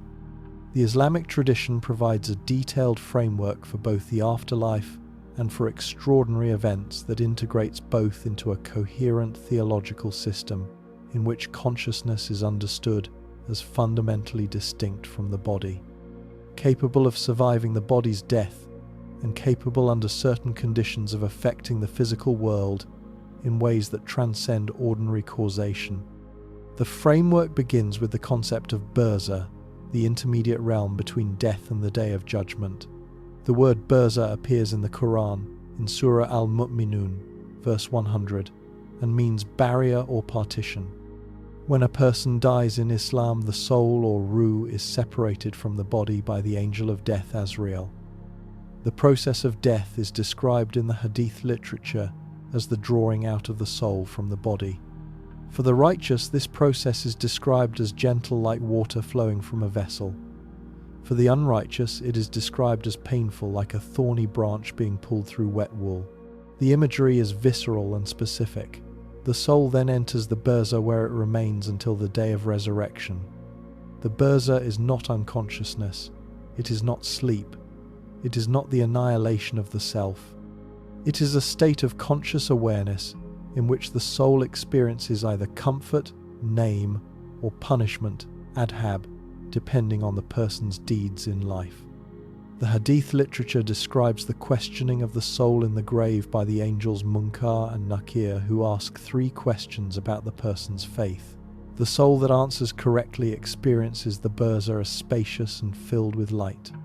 The soul that cannot answer experiences constriction and darkness. Whether these descriptions are understood literally or metaphorically, the consistent point is that consciousness continues after death. The person is aware. The person experiences. Death is not the end. The concept of the Miraj, the night journey of the Prophet Muhammad, provides the Islamic tradition's most detailed description of consciousness transcending physical reality. In the Miraj, Muhammad was transported from Mecca to Jerusalem and then ascended through 7 heavens, encountering previous prophets at each level before reaching the divine presence. The Miraj is described in the Hadith literature, with phenomenological detail that bears structural similarity to the NDE, a journey upward through successive realms of increasing luminosity, encounters with beings at each level, arrival at a boundary beyond which ordinary consciousness cannot proceed, an encounter with the supreme light or presence, the return with transformed understanding. Whether the mirage is understood as a physical journey, a spiritual journey, or a visionary experience is a matter of ongoing Islamic theological debate. But the structure of the experience, the ascent through levels, the encounters, the boundary, the supreme light, the return, is the structure of the NDE mapped onto Islamic cosmology. Islamic theology distinguishes three categories of extraordinary events with a precision that is often absent from Western discussions of miracles. Mu'jiza is a miracle performed by a prophet as evidence of their divine mission. It is performed by God through the prophet. The prophet does not have independent miraculous power. God acts and the prophet is the instrument. Keramet is an extraordinary event associated with a wali, a friend of God or saint. Keramet is not performed by the saint. It occurs through the saint as a sign of their proximity to God. The saint does not choose to perform miracles. God chooses to manifest extraordinary events through the saint. Istidrak is an extraordinary event that appears miraculous but is a test or a deception. It occurs through someone who is not close to God. It resembles a miracle, but its source is not divine. This threefold distinction reveals something important. The Islamic tradition does not treat all extraordinary events as equivalent. It distinguishes between events that reflect genuine spiritual attainment and events that merely appear extraordinary. This is a sophisticated phenomenological taxonomy. It recognizes that extraordinary events can have different sources and different meanings, and that the occurrence of an extraordinary event is not by itself evidence of divine favor. The discernment of the source matters as much as the occurrence of the event. The Quran itself takes a nuanced position on miracles. It presents the prophets performing miracles, but it also repeatedly states that the greatest miracle is the Quran itself. The linguistic and structural perfection of the Quran is presented as the standing miracle of Islam, one that does not depend on eyewitness testimony, but can be examined directly by anyone who reads Arabic. This shifts the concept of miracle from a past event that requires faith in testimony to a present reality that can be verified through direct examination. It is a remarkably modern epistemological move embedded in a 7th century text, Christianity.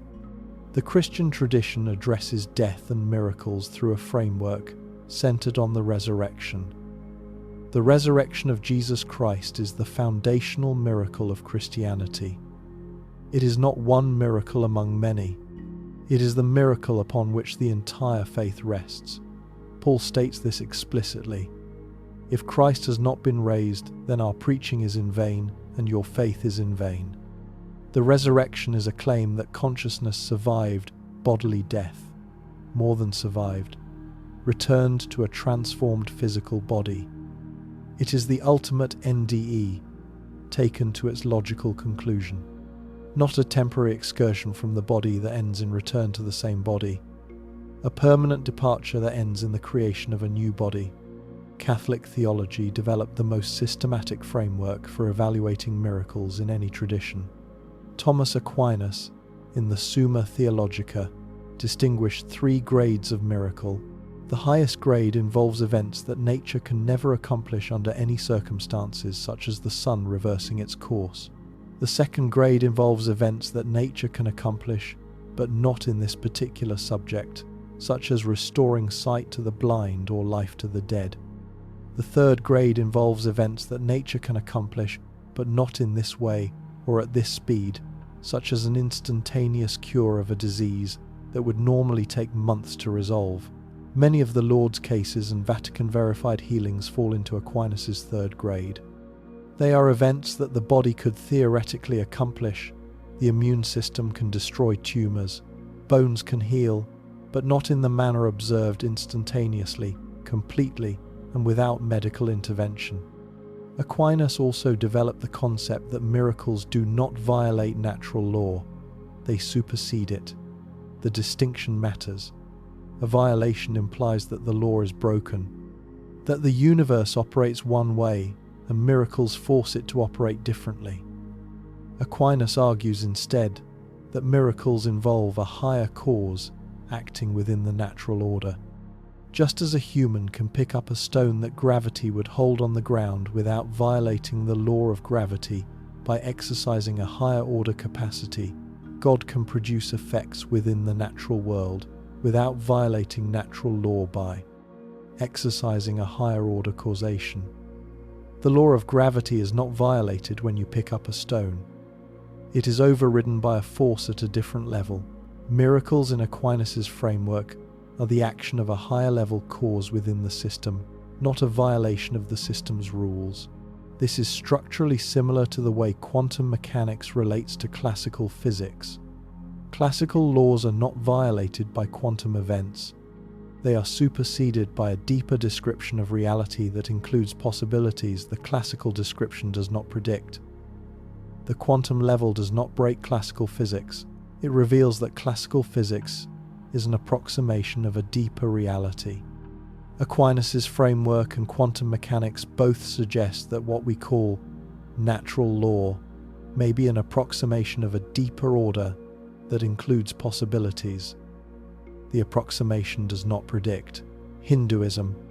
The Hindu tradition addresses both death and extraordinary powers within a framework that treats consciousness as fundamental to reality rather than as a byproduct of physical processes. The Garuda Purana provides the most detailed Hindu account of the death process, describing a 3-day journey of the soul after death through various realms with specific experiences at each stage. The soul encounters Yama, the Lord of Death, undergoes a review of its karmic account, and is directed toward its next incarnation based on the accumulated karma of its lifetime. The structural elements light review encounters with beings journey through realms parallel both the NDE literature and the Bardo Thodol.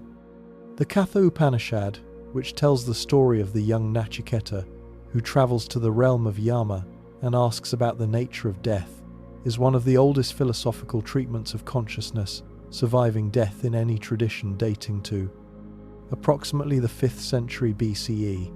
Yama teaches Nachiketa that the Atman, the true self, is not born and does not die.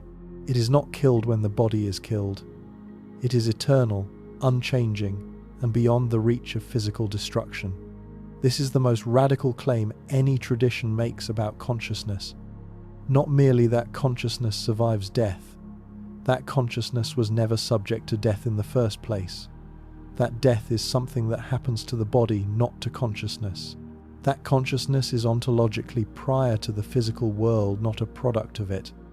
The Yoga Sutras of Patanjali, composed approximately in the 2nd century BCE, describe a systematic path of practice that leads to the development of siddhis' extraordinary powers. The siddhis include knowledge of past lives, knowledge of others' minds, the ability to become invisible, control over hunger and thirst, levitation and others. Patanjali does not present these as miracles in the Western sense of violations of natural law. He presents them as natural capacities of consciousness that become accessible when the mind is purified and concentrated to a sufficient degree through disciplined practice. The siddhis are not supernatural. They are supernormal. They are latent capacities that all conscious beings possess, but that are ordinarily obscured by the distractions and limitations of ordinary mental functioning. This framework makes a specific prediction. If siddhis are natural capacities of concentrated consciousness, then individuals who achieve high levels of meditative concentration should demonstrate these capacities. And there are documented cases of yogis and meditators demonstrating physiological control that should be impossible. Herbert Benson at Harvard Medical School documented Tibetan monks who could raise the temperature of their fingers and toes by up to 8 degrees Celsius through the practice of Tummo meditation.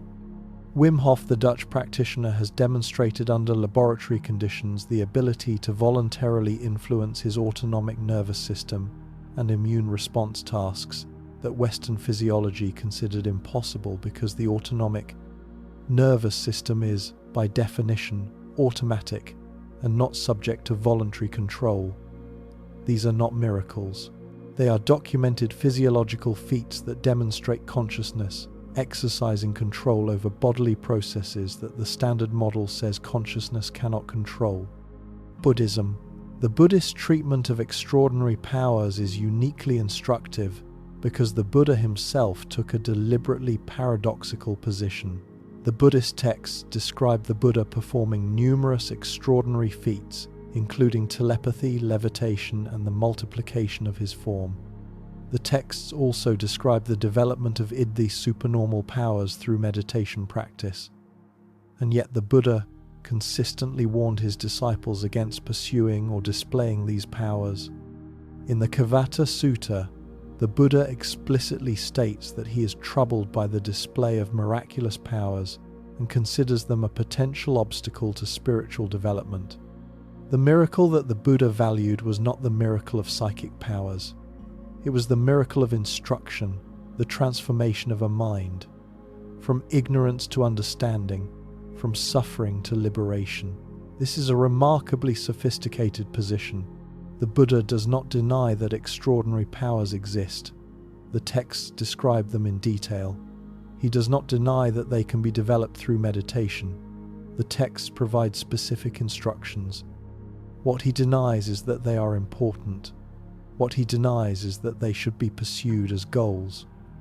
What he denies is that their display constitutes evidence of spiritual attainment. A person can have extraordinary powers and be spiritually undeveloped. A person can have no extraordinary powers and be fully enlightened. The powers and the wisdom are different things, and wisdom matters infinitely more. This Buddhist position corrects a common error in the miracle debate. Both believers and skeptics tend to assume that the occurrence or non-occurrence of miracles is the central question.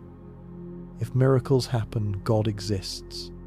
If miracles do not happen, God does not exist. The Buddha's position suggests that this entire framing is misguided. Extraordinary events may occur. They may reflect genuine capacities of consciousness. But they tell you nothing about ultimate truth, nothing about the nature of reality, nothing about the path to liberation. They are interesting phenomena. They are not the point. Ancient antecedents. Plato's myth of in Book X of the Republic, written approximately 380 BCE, describes a soldier named who dies in battle and returns to life 12 days later with a detailed account of the afterlife. Describes his soul leaving his body and traveling to a place of judgment. He describes encountering other souls. He describes a process of life review in which souls observe the consequences of their actions. He describes a meadow of extraordinary beauty. He describes a spindle of light connecting heaven and earth. He describes souls choosing their next incarnation before returning to physical existence. He describes his own return to his body, which he experiences as sudden and disorienting. This is a near-death experience reported 2,400 years ago. The structural elements are the same as modern NDEs: departure from the body, journey to another realm, encounter with beings, life review, vision of a transcendent reality, return to the body. Either Plato independently invented the same narrative structure that millions of NDE experiencers would later report, or he was describing the same phenomenon that NDE researchers document today. The similarity is too specific and too detailed to be dismissed as coincidence. The Egyptian Book of the Dead, the Pertem Hru, or Book of Coming Forth by Day, dates to approximately 1550 BCE, making it one of the oldest surviving texts about the afterlife in any civilization, though its roots extend back to the book. Pyramid texts of approximately 2400 BCE. It is a collection of spells, prayers, and instructions designed to guide the deceased through the dangers of the afterlife. The text describes the soul, known as the Ba, navigating through various halls and gates, each guarded by divine beings who must be addressed by name and with the correct formulas. The journey is described with geographical specificity. There are rivers to cross, there are fields to traverse, there are doors to open. The afterlife is not an abstraction, it is a landscape with features.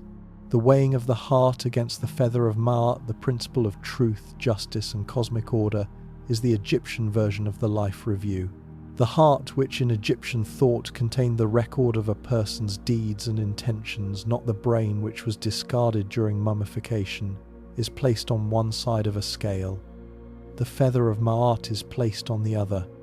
The god Thoth records the result. Anubis oversees the process. Amit the devourer waits nearby. If the heart is light, if the person lived in accordance with Ma'at, with truth, with justice, with the cosmic order, they proceed to the field of reeds, Aru, a paradise of eternal abundance and peace. If the heart is heavy laden with wrongdoing, it is devoured by Amit, and the person ceases to exist. The structural parallel with the NDE life review is clear.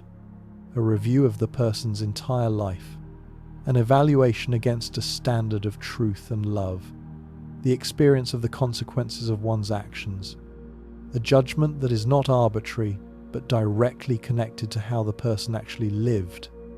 The Egyptian version externalizes this as a divine court. The NDE version internalizes it as a self-evaluation in the presence of a being of unconditional love. The structure is the same. The framing differs. Maimonides. The great Jewish philosopher Maimonides offered a framework for understanding miracles that is worth considering because of its intellectual elegance. Maimonides argued that the laws of nature are not constraints imposed on God from the outside. The laws of nature are God's habits.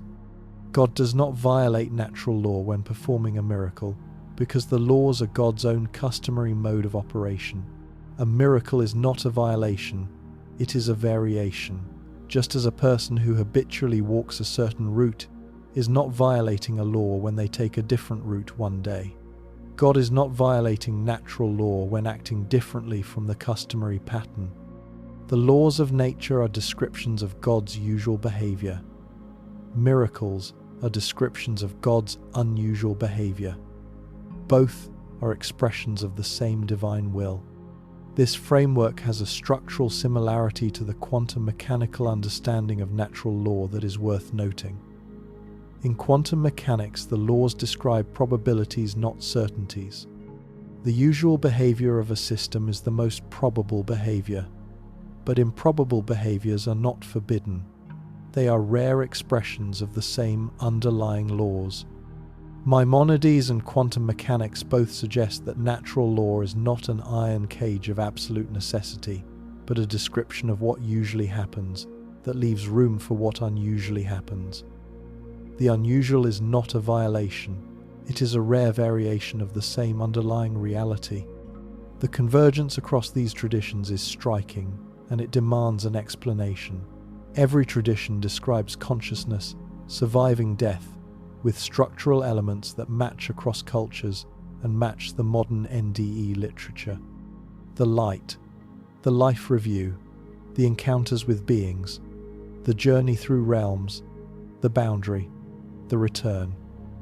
These elements appear in the Tibetan Bardo Thodol, written in the 8th century, in Plato's Myth of written in the 4th century BCE, in the Egyptian Book of the Dead, dating to the 2nd millennium BCE, in the Islamic descriptions of Burza and Miraj, in the Hindu Garuda Purana and Katha Upanishad, in the Buddhist descriptions of death meditation, in the NDE research of the 20th and 21st centuries, independent traditions, independent millennia, independent continents, the same structural elements, Every tradition describes extraordinary events occurring through consciousness in ways that go beyond normal physical causation.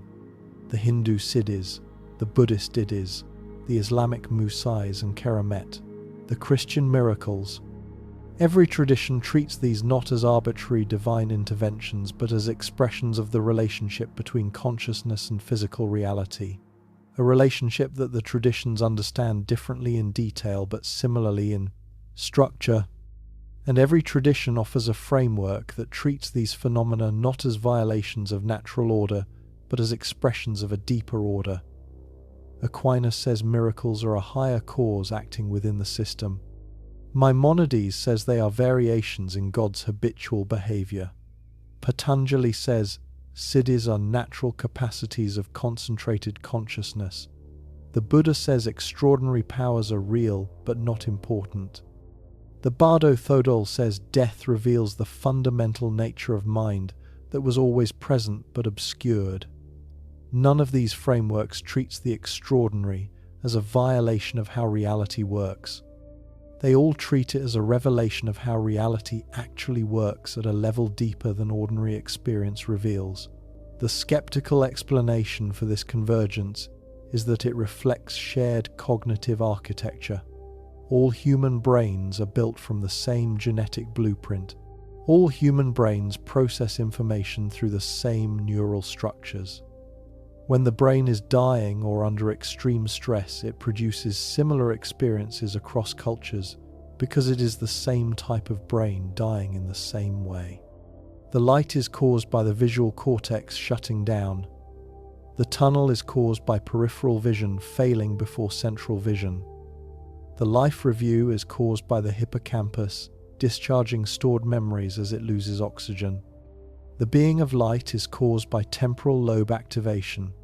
The cultural details, deities, prophets, relatives are overlaid by the individual's cultural conditioning. The underlying experience is neurological. The interpretation is cultural. There is no survival of consciousness. There is only the brain's last performance before the curtain falls. This explanation has strengths. It explains the cross-cultural consistency. It explains the phenomenological commonalities. It provides a materialist framework that does not require any entities or processes beyond those that neuroscience already recognizes. It is parsimonious, but it also has weaknesses that we identified in Part 1. It does not explain veridical perception during flat EEG. It does not explain visual experience in the congenitally blind. It does not explain terminal lucidity in destroyed brains. It does not explain children recognizing deceased relatives they never knew. It does not explain accurate perception of events occurring outside the patient's body during verified cardiac arrest. The neurological explanation accounts for the subjective quality of the experience. It does not account for the instances in which the experience provides accurate information about the external world that the dying brain should not have access to. The question of whether the tradition's convergence reflects shared access to a genuine post-mortem reality or shared neural architecture producing similar artifacts is not settled. Both explanations have strengths. Both have weaknesses. Both deserve honest consideration. And both have implications that extend far beyond the academic. Because if the convergence reflects shared neural architecture, then consciousness ends at death, and the traditions, while psychologically meaningful, are factually wrong about survival. And if the convergence reflects shared access to a genuine reality, then the traditions are independently confirming something profound about the nature of consciousness and its relationship to the physical world, something that our current science is only beginning to measure, something that the NDE research and the medical miracle evidence and the quantum mechanical revolution in our understanding of natural law are all pointing toward from different directions. Whether this convergence is meaningful or meaningless, whether the evidence establishes something real or merely something interesting, whether the boundary between the possible and the impossible is where materialism places it or where the traditions have always placed it, that is the question we address. In the final part, We have examined the evidence for consciousness during clinical death. We have examined the documented cases of medically inexplicable healings. We have examined the ancient traditions and their frameworks for understanding both. We have examined how quantum mechanics transformed the concept of natural law from iron determinism to probabilistic openness. Now we bring it all together. What does the totality of this evidence tell us? What is established? What is uncertain? What must each of us decide for ourselves? Let us begin by presenting the materialist case at its strongest, not a strawman. The best version of the argument that consciousness is produced by the brain, that death is the end, and that miracles do not occur. Because if we are going to evaluate this question honestly, we must give both sides their strongest possible presentation. The materialist case. The brain is the most complex object in the known universe. Approximately 86 billion neurons connected by approximately 100 trillion synapses. Every mental state that has ever been investigated has been found to correlate with a brain state. Damage to specific brain regions produces specific deficits in consciousness. Damage to the visual cortex eliminates visual experience. Damage to Broca's area eliminates the ability to produce speech. Damage to the hippocampus eliminates the ability to form new memories. Damage to the prefrontal cortex alters personality, judgment, and moral reasoning. Anesthesia, which suppresses neural activity, eliminates consciousness entirely. When the anesthetic wears off and neural activity resumes, consciousness returns. The correlation between neural activity and conscious experience is the most extensively documented correlation in all of neuroscience. Every advance in neuroscience has expanded the scope of this correlation.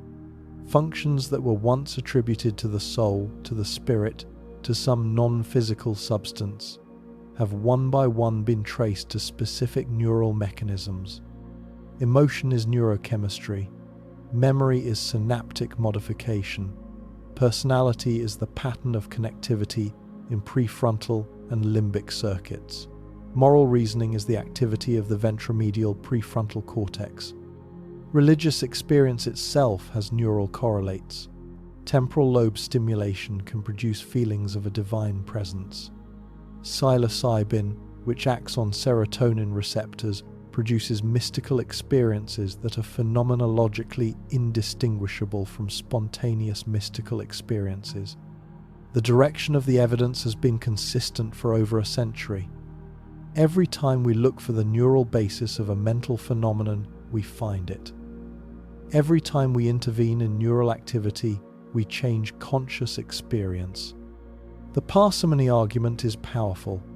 If every mental state correlates with a brain state, if damaging the brain damages consciousness in predictable ways, if suppressing neural activity eliminates consciousness, if stimulating the brain produces conscious experiences, then the simplest explanation is that the brain produces consciousness, period. Adding a soul, or a non-physical mind, or a cosmic consciousness that the brain filters, is adding an entity that the evidence does not require. Occam's razor says, "Do not multiply entities beyond necessity. The brain is sufficient to explain consciousness. Therefore the brain is the explanation." On NDEs, the materialist argues as follows: the brain does not instantly cease all activity at the moment of cardiac arrest. The flat EEG indicates the absence of detectable cortical electrical activity. But the EEG is a crude instrument. It detects activity at the cortical surface. Deep brain structures, the brain stem, the thalamus may retain some residual activity that the EEG cannot detect.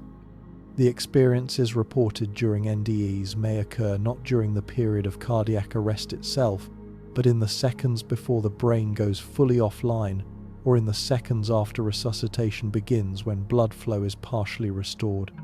The subjective impression that the experience occurred during the cardiac arrest may be a retrospective temporal distortion.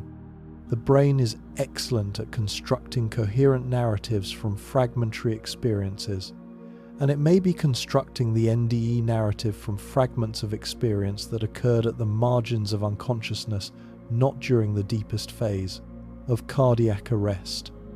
On veridical perception, the materialist argues that the number of verified veridical NDEs is small relative to the total number of NDEs reported. Anecdotal reports, even detailed ones, are subject to confabulation. Patients may unconsciously incorporate information they received after regaining consciousness into their narrative of the NDE. The AWARE study's hidden visual targets were not successfully identified by any patient in the study, which is the result we would expect if patients are not actually perceiving the physical world from a vantage point outside their bodies. The individual cases, no matter how impressive, are not controlled experiments. They are retrospective reports subject to all the biases that afflict human memory and testimony. On terminal lucidity, the materialist argues that the phenomenon, while poorly understood, may involve transient restoration of neural function through mechanisms we do not yet understand. The brain is capable of extraordinary compensatory responses. Perhaps the dying process involves a cascade of neurochemical changes that temporarily restore function in damaged circuits. We do not understand the mechanism, but the absence of a known mechanism is not evidence for a non-physical explanation. It is evidence that we need more research. On medical miracles, the materialist argues that spontaneous remission of cancer is a documented natural phenomenon, rare but natural. The immune system can destroy tumors under certain conditions that we do not fully understand. The cases that pass the Lourdes Medical Bureau evaluation or the Vatican's Consulta Medica are cases for which no currently known explanation exists. But currently unknown is not the same as supernatural. The history of medicine is full of phenomena that were once considered miraculous, that were later explained by the discovery of natural mechanisms. Spontaneous remission will eventually be explained. The explanation will be immunological, or biochemical, or genetic. It will not be supernatural. It will be natural. We just have not found it yet. This is the materialist case at its strongest. It is coherent. It is parsimonious. It explains a vast amount of data, and it may be correct. Now the alternative case at its strongest. The alternative is not that the materialist evidence is wrong. The alternative accepts every neuroscientific finding, every brain scan, every lesion study, every pharmacological manipulation, every correlation between brain activity and conscious experience. The alternative does not deny the evidence, it reinterprets the evidence. The filter model accepts that brain damage reduces consciousness, but it interprets this differently. If the brain produces consciousness, then brain damage should reduce consciousness. If the brain filters consciousness, then brain damage should also reduce consciousness because the filter is damaged and is constraining consciousness more narrowly. Both models predict the same observation. Brain damage reduces consciousness. The observation does not distinguish between the two models. It is consistent with both. The filter model makes predictions that the production model does not. If the brain filters consciousness, then reducing the brain's filtering capacity should sometimes increase consciousness. This is what NDEs show. The brain is shutting down, the filter is failing, and consciousness becomes more vivid, not less. The production model predicts that less brain activity should produce less consciousness. The filter model predicts that less brain activity should sometimes produce more consciousness. The NDE evidence matches the filter prediction, not the production prediction. Terminal lucidity makes the same point even more forcefully. A brain destroyed by years of Alzheimer's disease suddenly produces lucid consciousness in the hours before death. The production model has no explanation. The neural substrate that would produce the cognitive functions the patient displays has been physically destroyed. The neurons are dead. The synapses are gone. The amyloid plaques and neurofibrillary tangles have ravaged the tissue, and yet the function returns. The filter model explains this. The brain is dying. the filter is failing. The consciousness that was always present behind the damaged filter is being released, not because the brain is working better, because the brain is stopping working, and the consciousness that was being constrained by the damaged brain is flowing through the failing filter. The veridical NDE evidence adds a dimension that neither model easily explains, but that the filter model accommodates more naturally. If consciousness is produced by the brain, then consciousness should have no access to information that the brain does not receive through sensory channels. A patient with eyes closed and a flat EEG should not be able to perceive events in the physical world around them. The production model predicts that veridical perception during cardiac arrest is impossible. The filter model predicts that when the brain's filtering function is reduced, consciousness may expand beyond the brain's normal sensory boundaries. It may access information directly rather than through the brain's sensory apparatus. This is what veridical NDEs appear to show. The evidence from congenitally blind people having visual NDEs is particularly important. A brain that has never processed visual information cannot hallucinate visual scenes. You cannot hallucinate a color you have never perceived. You cannot hallucinate a face you have never seen. If the blind patient's NDE visual experience is generated by the brain, it is generated by a brain that has no visual processing capability. This is incoherent. If the NDE visual experience is generated by consciousness operating beyond the brain, then the brain's visual processing history is irrelevant. Consciousness does not need the brain's visual cortex to see if seeing is a capacity of consciousness itself, rather than a capacity of the visual cortex. On miracles, the alternative case draws on the convergence of three lines of evidence. First, the placebo effect demonstrates that consciousness affects physical reality through known physiological pathways. Mental states produce bodily changes. This is established science. Second, quantum mechanics demonstrates that consciousness or measurement, which in practice involves conscious observers, plays a role in determining physical outcomes at the quantum level. The observer effect is established physics. Third, the medical miracle evidence documents cases in which healing occurs in ways that exceed the known limits of the placebo effect and the known capabilities of physiological self-regulation. The cases that survive the scrutiny of the Lourdes Medical Bureau and the Vatican's medical evaluation are cases that current medicine cannot explain. The alternative case does not claim that these three lines of evidence prove that miracles are supernatural interventions. It claims that they suggest a continuum. The placebo effect is consciousness affecting the body through known pathways at a normal scale. Medical miracles may be consciousness affecting the body through partially known or unknown pathways at an extraordinary scale. The mechanism may be the same, the magnitude may differ, and the magnitude may depend on factors that our current science does not measure. Factors like the depth of meditative concentration, the intensity of prayer, the quality of intention, the degree of surrender. Factors that the traditions have identified and mapped in detail, but that materialist science does not have tools to measure because it does not believe they are relevant. This brings us to the connections with the previous series. Because the evidence we have examined does not stand alone, it connects to everything we have explored together. In the consciousness series, we examined the hard problem of consciousness.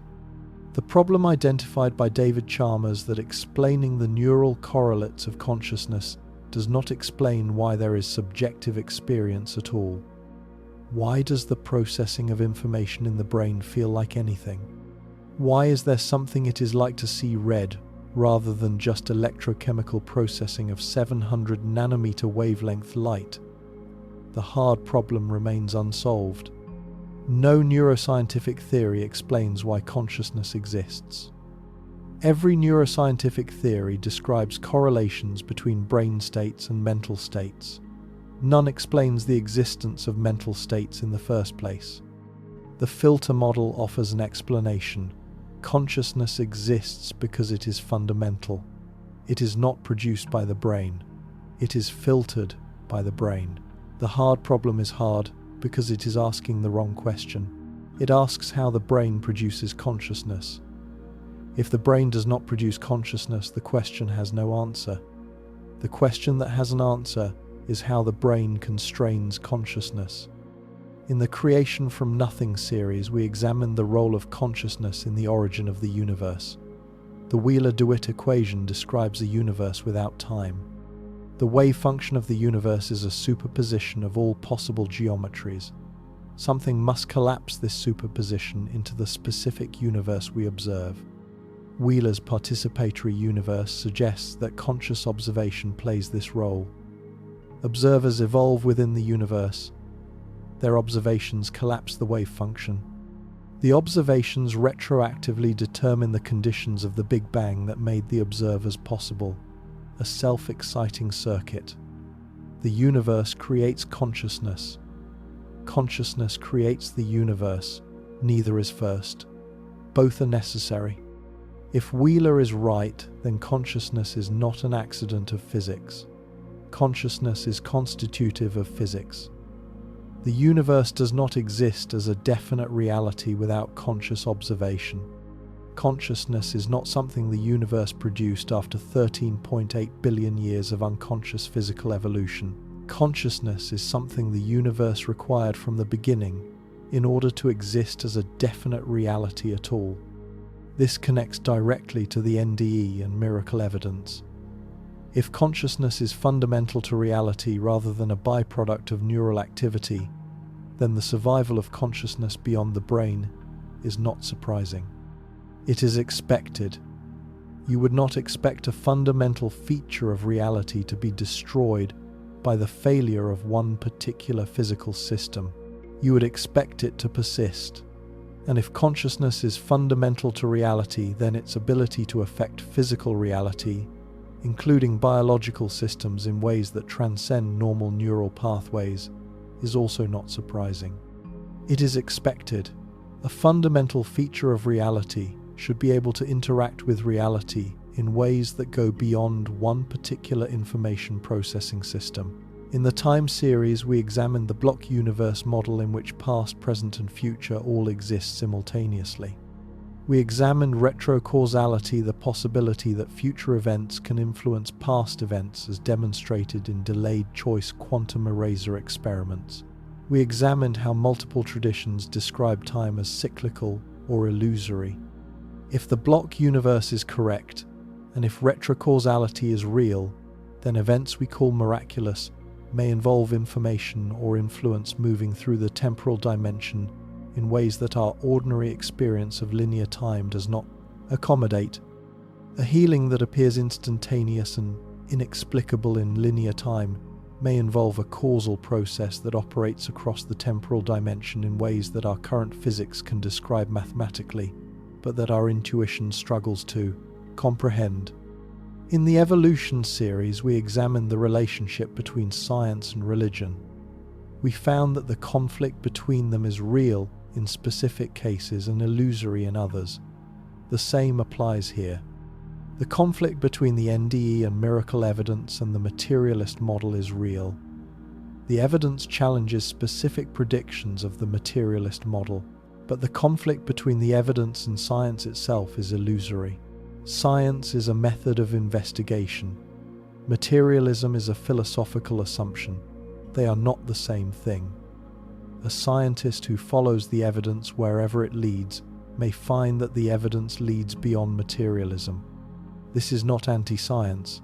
This is science doing what science does, following the evidence.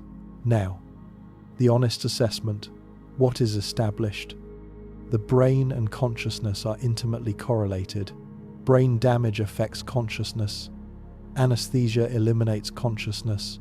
Neural stimulation produces conscious experiences.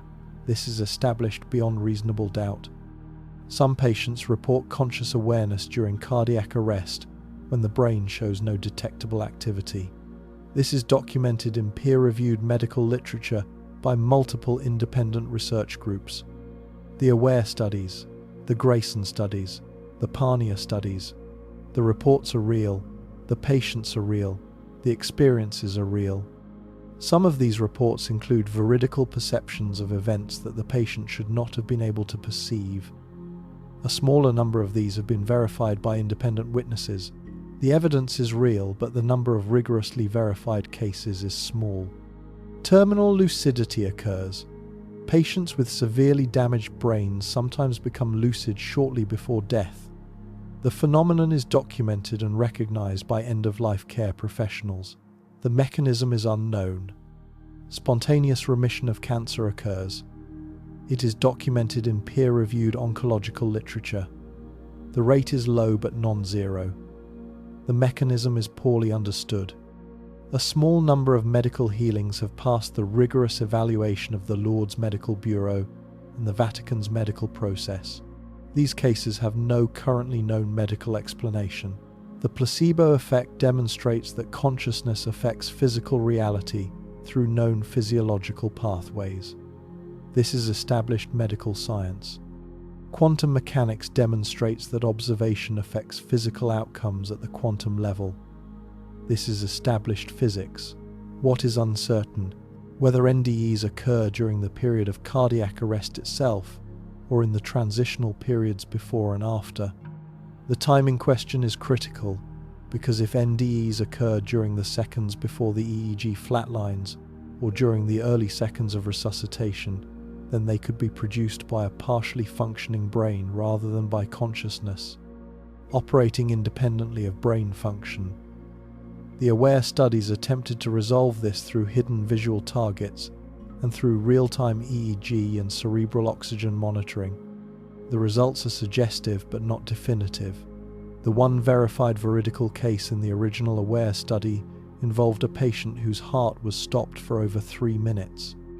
But the precise moment of the experience relative to the cardiac arrest cannot be determined with certainty. Future studies with more sophisticated, real-time monitoring may resolve this question. For now, it remains genuinely open. Whether veridical NDE perception is genuinely anomalous or can be explained by subtle sensory cues, retrospective confabulation, or other normal cognitive processes. The Ring and Cooper study of blind NDEs and the Rivas-Dervan-Smith compilation of over 100 veridical cases represent the strongest evidence. But skeptics correctly point out that the gold standard of evidence, a prospective study with controlled conditions in which a patient verifiably perceives a hidden target during documented cardiac arrest, has not yet been achieved. The AWARE study's hidden targets were not identified. This could mean that patients do not actually perceive the physical world during NDEs. Or it could mean that the targets were not in the right locations, that patients were not resuscitated in rooms with targets, or that the visual angle from the reported out-of-body position did not include the target.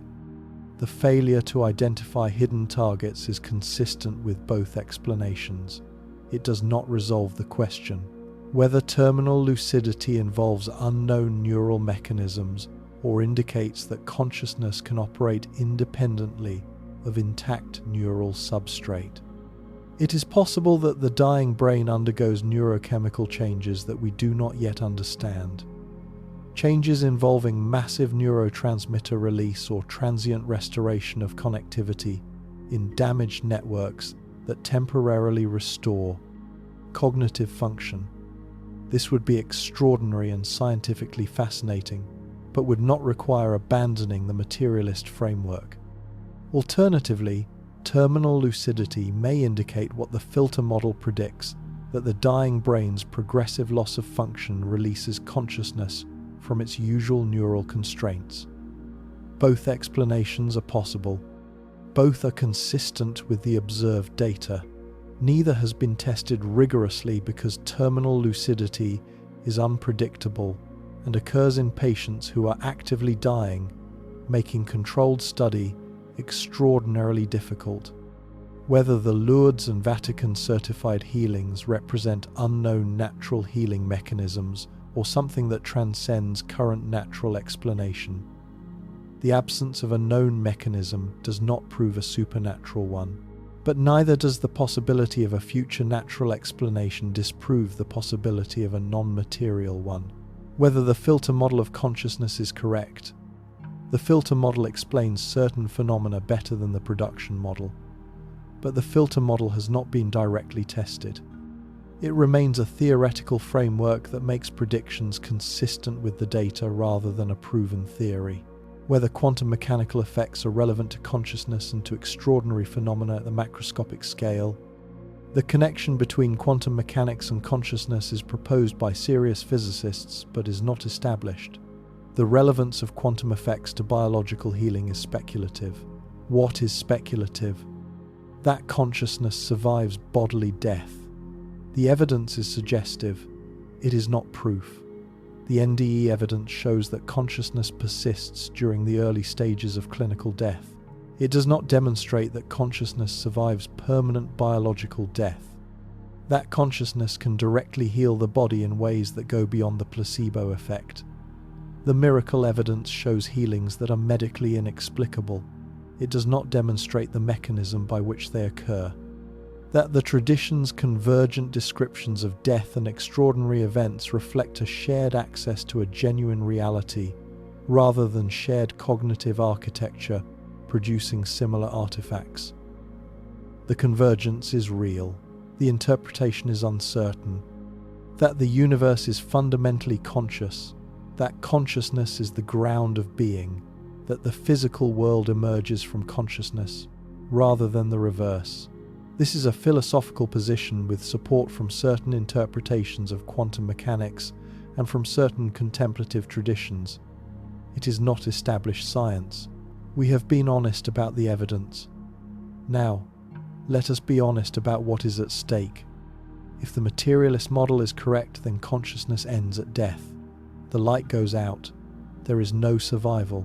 There is no afterlife. There is no reunion with loved ones who have died before us. There is no cosmic justice that corrects the injustices of this life. There is no meaning beyond what we create through our choices and our relationships during the brief period of our biological existence.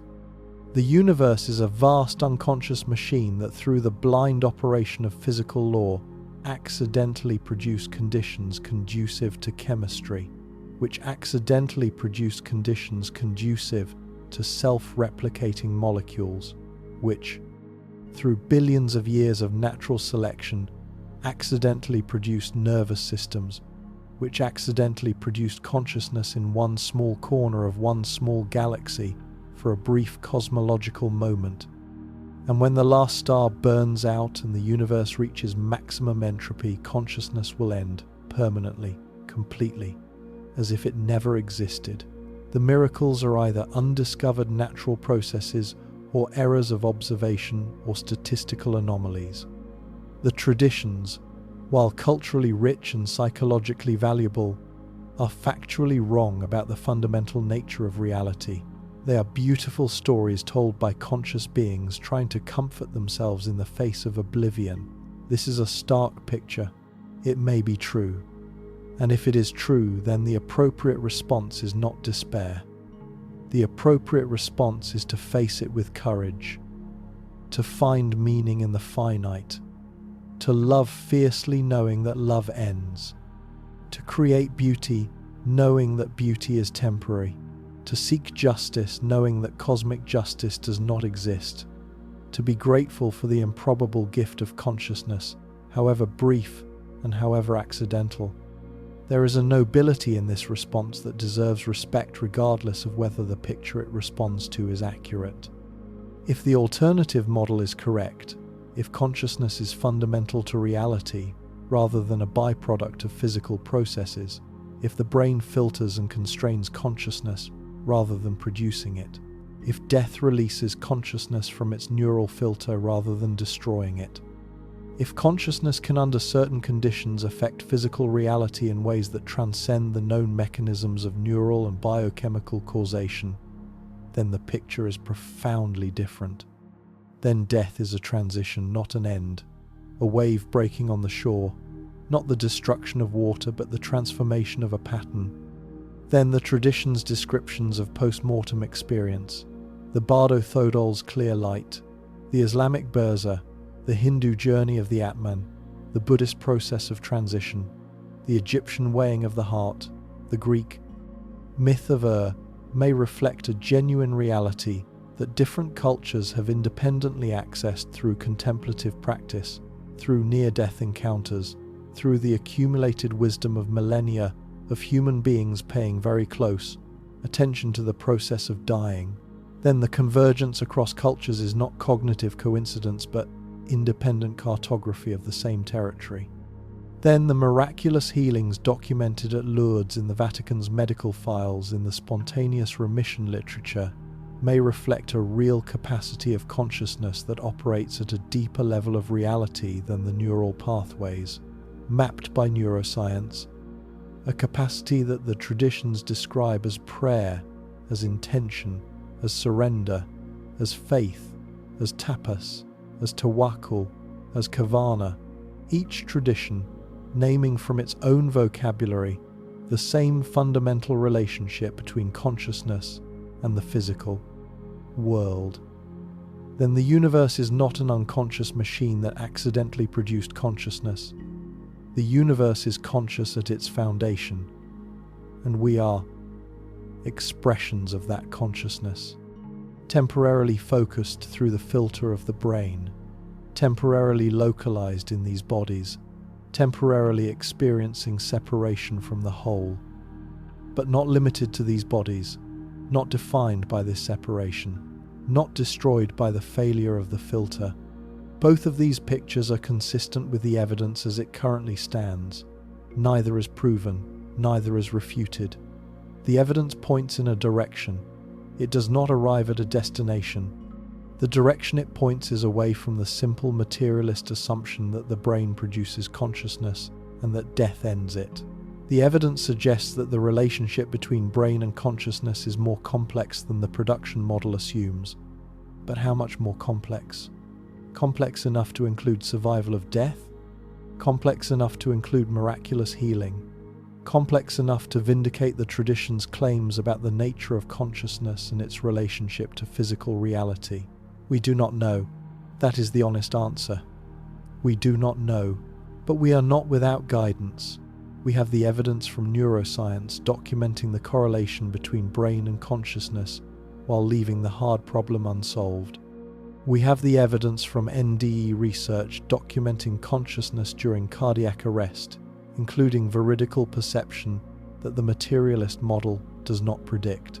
We have the evidence from terminal lucidity documenting cognitive function in brains that should be incapable of producing it. We have the evidence from medical literature documenting healings that pass the most rigorous evaluation processes ever devised and that remain medically unexplained. We have the evidence from quantum mechanics that natural law is probabilistic, not deterministic, and that observation affects physical outcomes. We have the evidence from the traditions spanning every continent and every millennium, converging on the claim that consciousness is not limited to the body, and that physical reality is not the entirety of what exists. And we have the evidence from our own experience, the experience of consciousness itself, the experience of being aware, the experience of meaning, the experience of love, the experience that there is something it is like to be you, something that no neuroscientific description of neural activity captures, something that exists at a level that the language of neurons and synapses and neurotransmitters does not reach. This experience is the one piece of evidence that every human being has direct access to. You do not need a laboratory to know that you are conscious. You do not need an EEG to know that your experience of the world is real. You do not need a peer-reviewed study to know that love means something, that beauty moves you, that the question of what happens when you die matters in a way that no other question matters. Throughout this series and the ones before it, we have followed the evidence wherever it leads, from the hard problem of consciousness to the quantum measurement problem, from the factory versus filter debate to terminal lucidity, from the block universe to retrocausality and delayed choice experiments, from the origin of the universe out of quantum nothing to the fine-tuning of its constants, from the evolution of life through natural selection to the nature of the Adam question and the genetic evidence for our origins, from the moment of death to the gamma surge, to the veridical perception, to the tradition's maps of what lies beyond. 5 series, over 90,000 words, hundreds of peer-reviewed studies cited, dozens of traditions examined, and at every step we have found the same thing: a boundary, a place where the physical description of reality reaches its limit, a place where the equations stop and the mystery begins, a place where the evidence points beyond itself towards something that our current science can gesture at but cannot grasp. The hard problem of consciousness. Why does subjective experience exist? Science cannot answer this. The measurement problem of quantum mechanics. Why does observation collapse the wave function? Science cannot answer this. The origin of the universe from nothing. Why does anything exist? Science cannot answer this. The fine-tuning of the constants. Why are the parameters exactly right for consciousness to emerge? Science cannot answer this. The survival of consciousness during cardiac arrest. How can awareness persist when the brain shows no activity? Science cannot answer this. The convergence of the traditions across every culture and millennium. Why do independent traditions describe the same structures of post-mortem experience? Science cannot answer this. And at the center of every unanswered question sits the same entity: consciousness, the thing asking the question, the thing that makes questions possible, the thing without which there would be no science, no religion, no philosophy, no evidence, no meaning, no investigation, no wonder. That something is consciousness. Not consciousness as the brain's byproduct, consciousness as the irreducible foundation of experience, the thing that makes the universe something rather than nothing, the thing that makes evidence meaningful, the thing that makes questions possible, the thing that is reading these words right now and wondering what they mean. Every scientific instrument we have built to investigate reality was built by consciousness. Every observation we have made was made by consciousness. Every theory we have constructed to explain reality was constructed by consciousness. And yet consciousness is the one phenomenon that our theories cannot explain. The one phenomenon that stands outside the framework because it is the framework. You cannot explain the observer because the observer is the one doing the explaining. The traditions knew this. Every one of them. In different languages, with different metaphors, through different practices, they arrived at the same recognition. That consciousness is not inside reality looking out. Consciousness is reality looking at itself. The Upanishads call it Brahman. The Buddhists call it Buddha nature. The Sufis call it Al-Haq, the real. The Kabbalists call it Ein Sof. The physicists call it the hard problem. Different names for the same mystery. The mystery that sits at the heart of every question we have asked in every series. The mystery that we return to now, at the end of this journey. What happens when you die? We do not know for certain. But the evidence suggests that the question itself may be based on a false assumption. The assumption that consciousness is something that can die. If consciousness is fundamental, if it is the ground of reality rather than a product of one particular arrangement of matter, then asking what happens to consciousness when the body dies is like asking what happens to the ocean when a wave breaks. The wave changes form, the ocean remains. This is not proven. It is suggested by the NDE evidence, by terminal lucidity, by the quantum role of the observer, by the tradition's convergence, by the hard problem's refusal to yield to materialist explanation, by the gamma surge at the moment of death, by the blind who see, by the destroyed brains that become lucid, by the tumours that disappear without explanation, by the 3,500-year-old texts that describe the same light that dying patients report today. Are miracles real? We do not know for certain, but the evidence suggests that the boundary between the possible and the impossible is not where the materialist model places it. The boundary may be drawn by the limits of our current understanding rather than by the limits of reality itself. and the limits of our current understanding have been expanding in one consistent direction, toward a universe in which consciousness matters more than we thought, in which the relationship between mind and matter is more intimate than we assumed, in which the possible is wider than we imagined. We have presented the evidence. We have presented the strongest arguments on both sides. We have been honest about what is established, what is uncertain, and what is speculative. We have not hidden the difficulties on either side. The materialist has the difficulty of veridical NDEs, terminal lucidity, and the hard problem. The non-materialist has the difficulty of providing a mechanistic account that generates testable predictions and that can be confirmed or refuted by controlled experiments. Neither side has won. The contest is ongoing. The evidence is accumulating. And the direction of the evidence is toward complexity, toward subtlety, toward a picture of reality that is richer and stranger than either simple materialism or simple supernaturalism suggests. The conclusion, as always, is yours, but allow us to suggest that the conclusion is not the most important thing.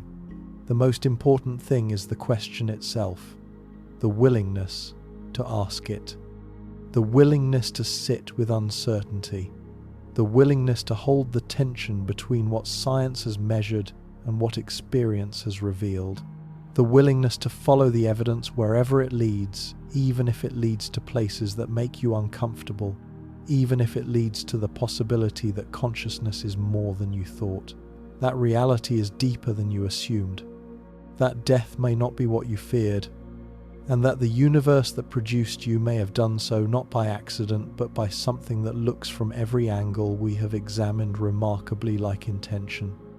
We began this series with a question: what happens when you die? We end it with a deeper question: what is consciousness? Because the answer to the first question depends entirely on the answer to the second. And the answer to the second question, as we have seen across 5 series and tens of thousands of words, and the accumulated evidence of neuroscience and quantum physics and cosmology and evolutionary biology and the world's great contemplative traditions, is the question that stands at the center of everything. The question that science has not answered. The question that the traditions have been exploring for millennia. The question that each of us carries within us every moment of every day. You are conscious, you are aware, you are here, asking, wondering, searching. That consciousness, that awareness, that searching is either an accident of chemistry that will end when your neurons stop firing, or it is a fundamental feature of reality that your neurons are temporarily hosting. The evidence does not settle the question, but it does something equally important.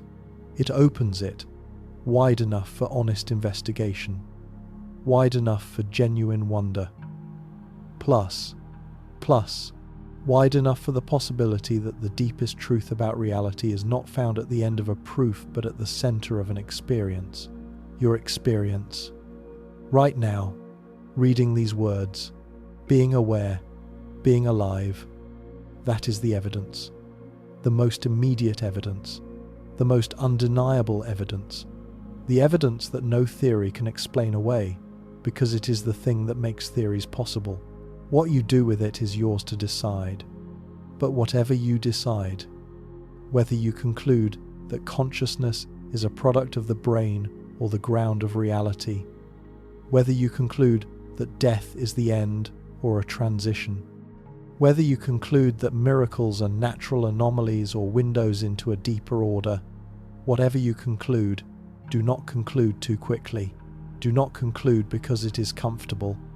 Do not conclude because your tribe expects you to. Do not conclude because the alternative is frightening or because the alternative is too beautiful to be true. Conclude because you have looked at the evidence, all of it, the neuroscientific evidence and the NDE evidence, the materialist arguments and the filter model arguments, the quantum mechanical evidence and the contemplative evidence, the ancient traditions and the modern data, the measured and the mysterious, and if after all of that you still do not know, if you find yourself holding the question rather than forcing an answer, if you find yourself comfortable with the uncertainty, willing to search rather than desperate to conclude, then you are in good company. The greatest minds in science and philosophy and theology have held this same question and found it too large for any single answer, too deep for any single framework, too important for any premature closure. The question remains open. The evidence continues to accumulate. The mystery endures. And you, the consciousness reading these words, the awareness that makes investigation possible, the being that can ask what happens when I die and mean it. You are the evidence, the deepest evidence, the most immediate evidence, the evidence that precedes every theory and survives every argument. You are here. You are aware. You are asking. That is where the investigation begins. And that is where each of us must find our own way forward.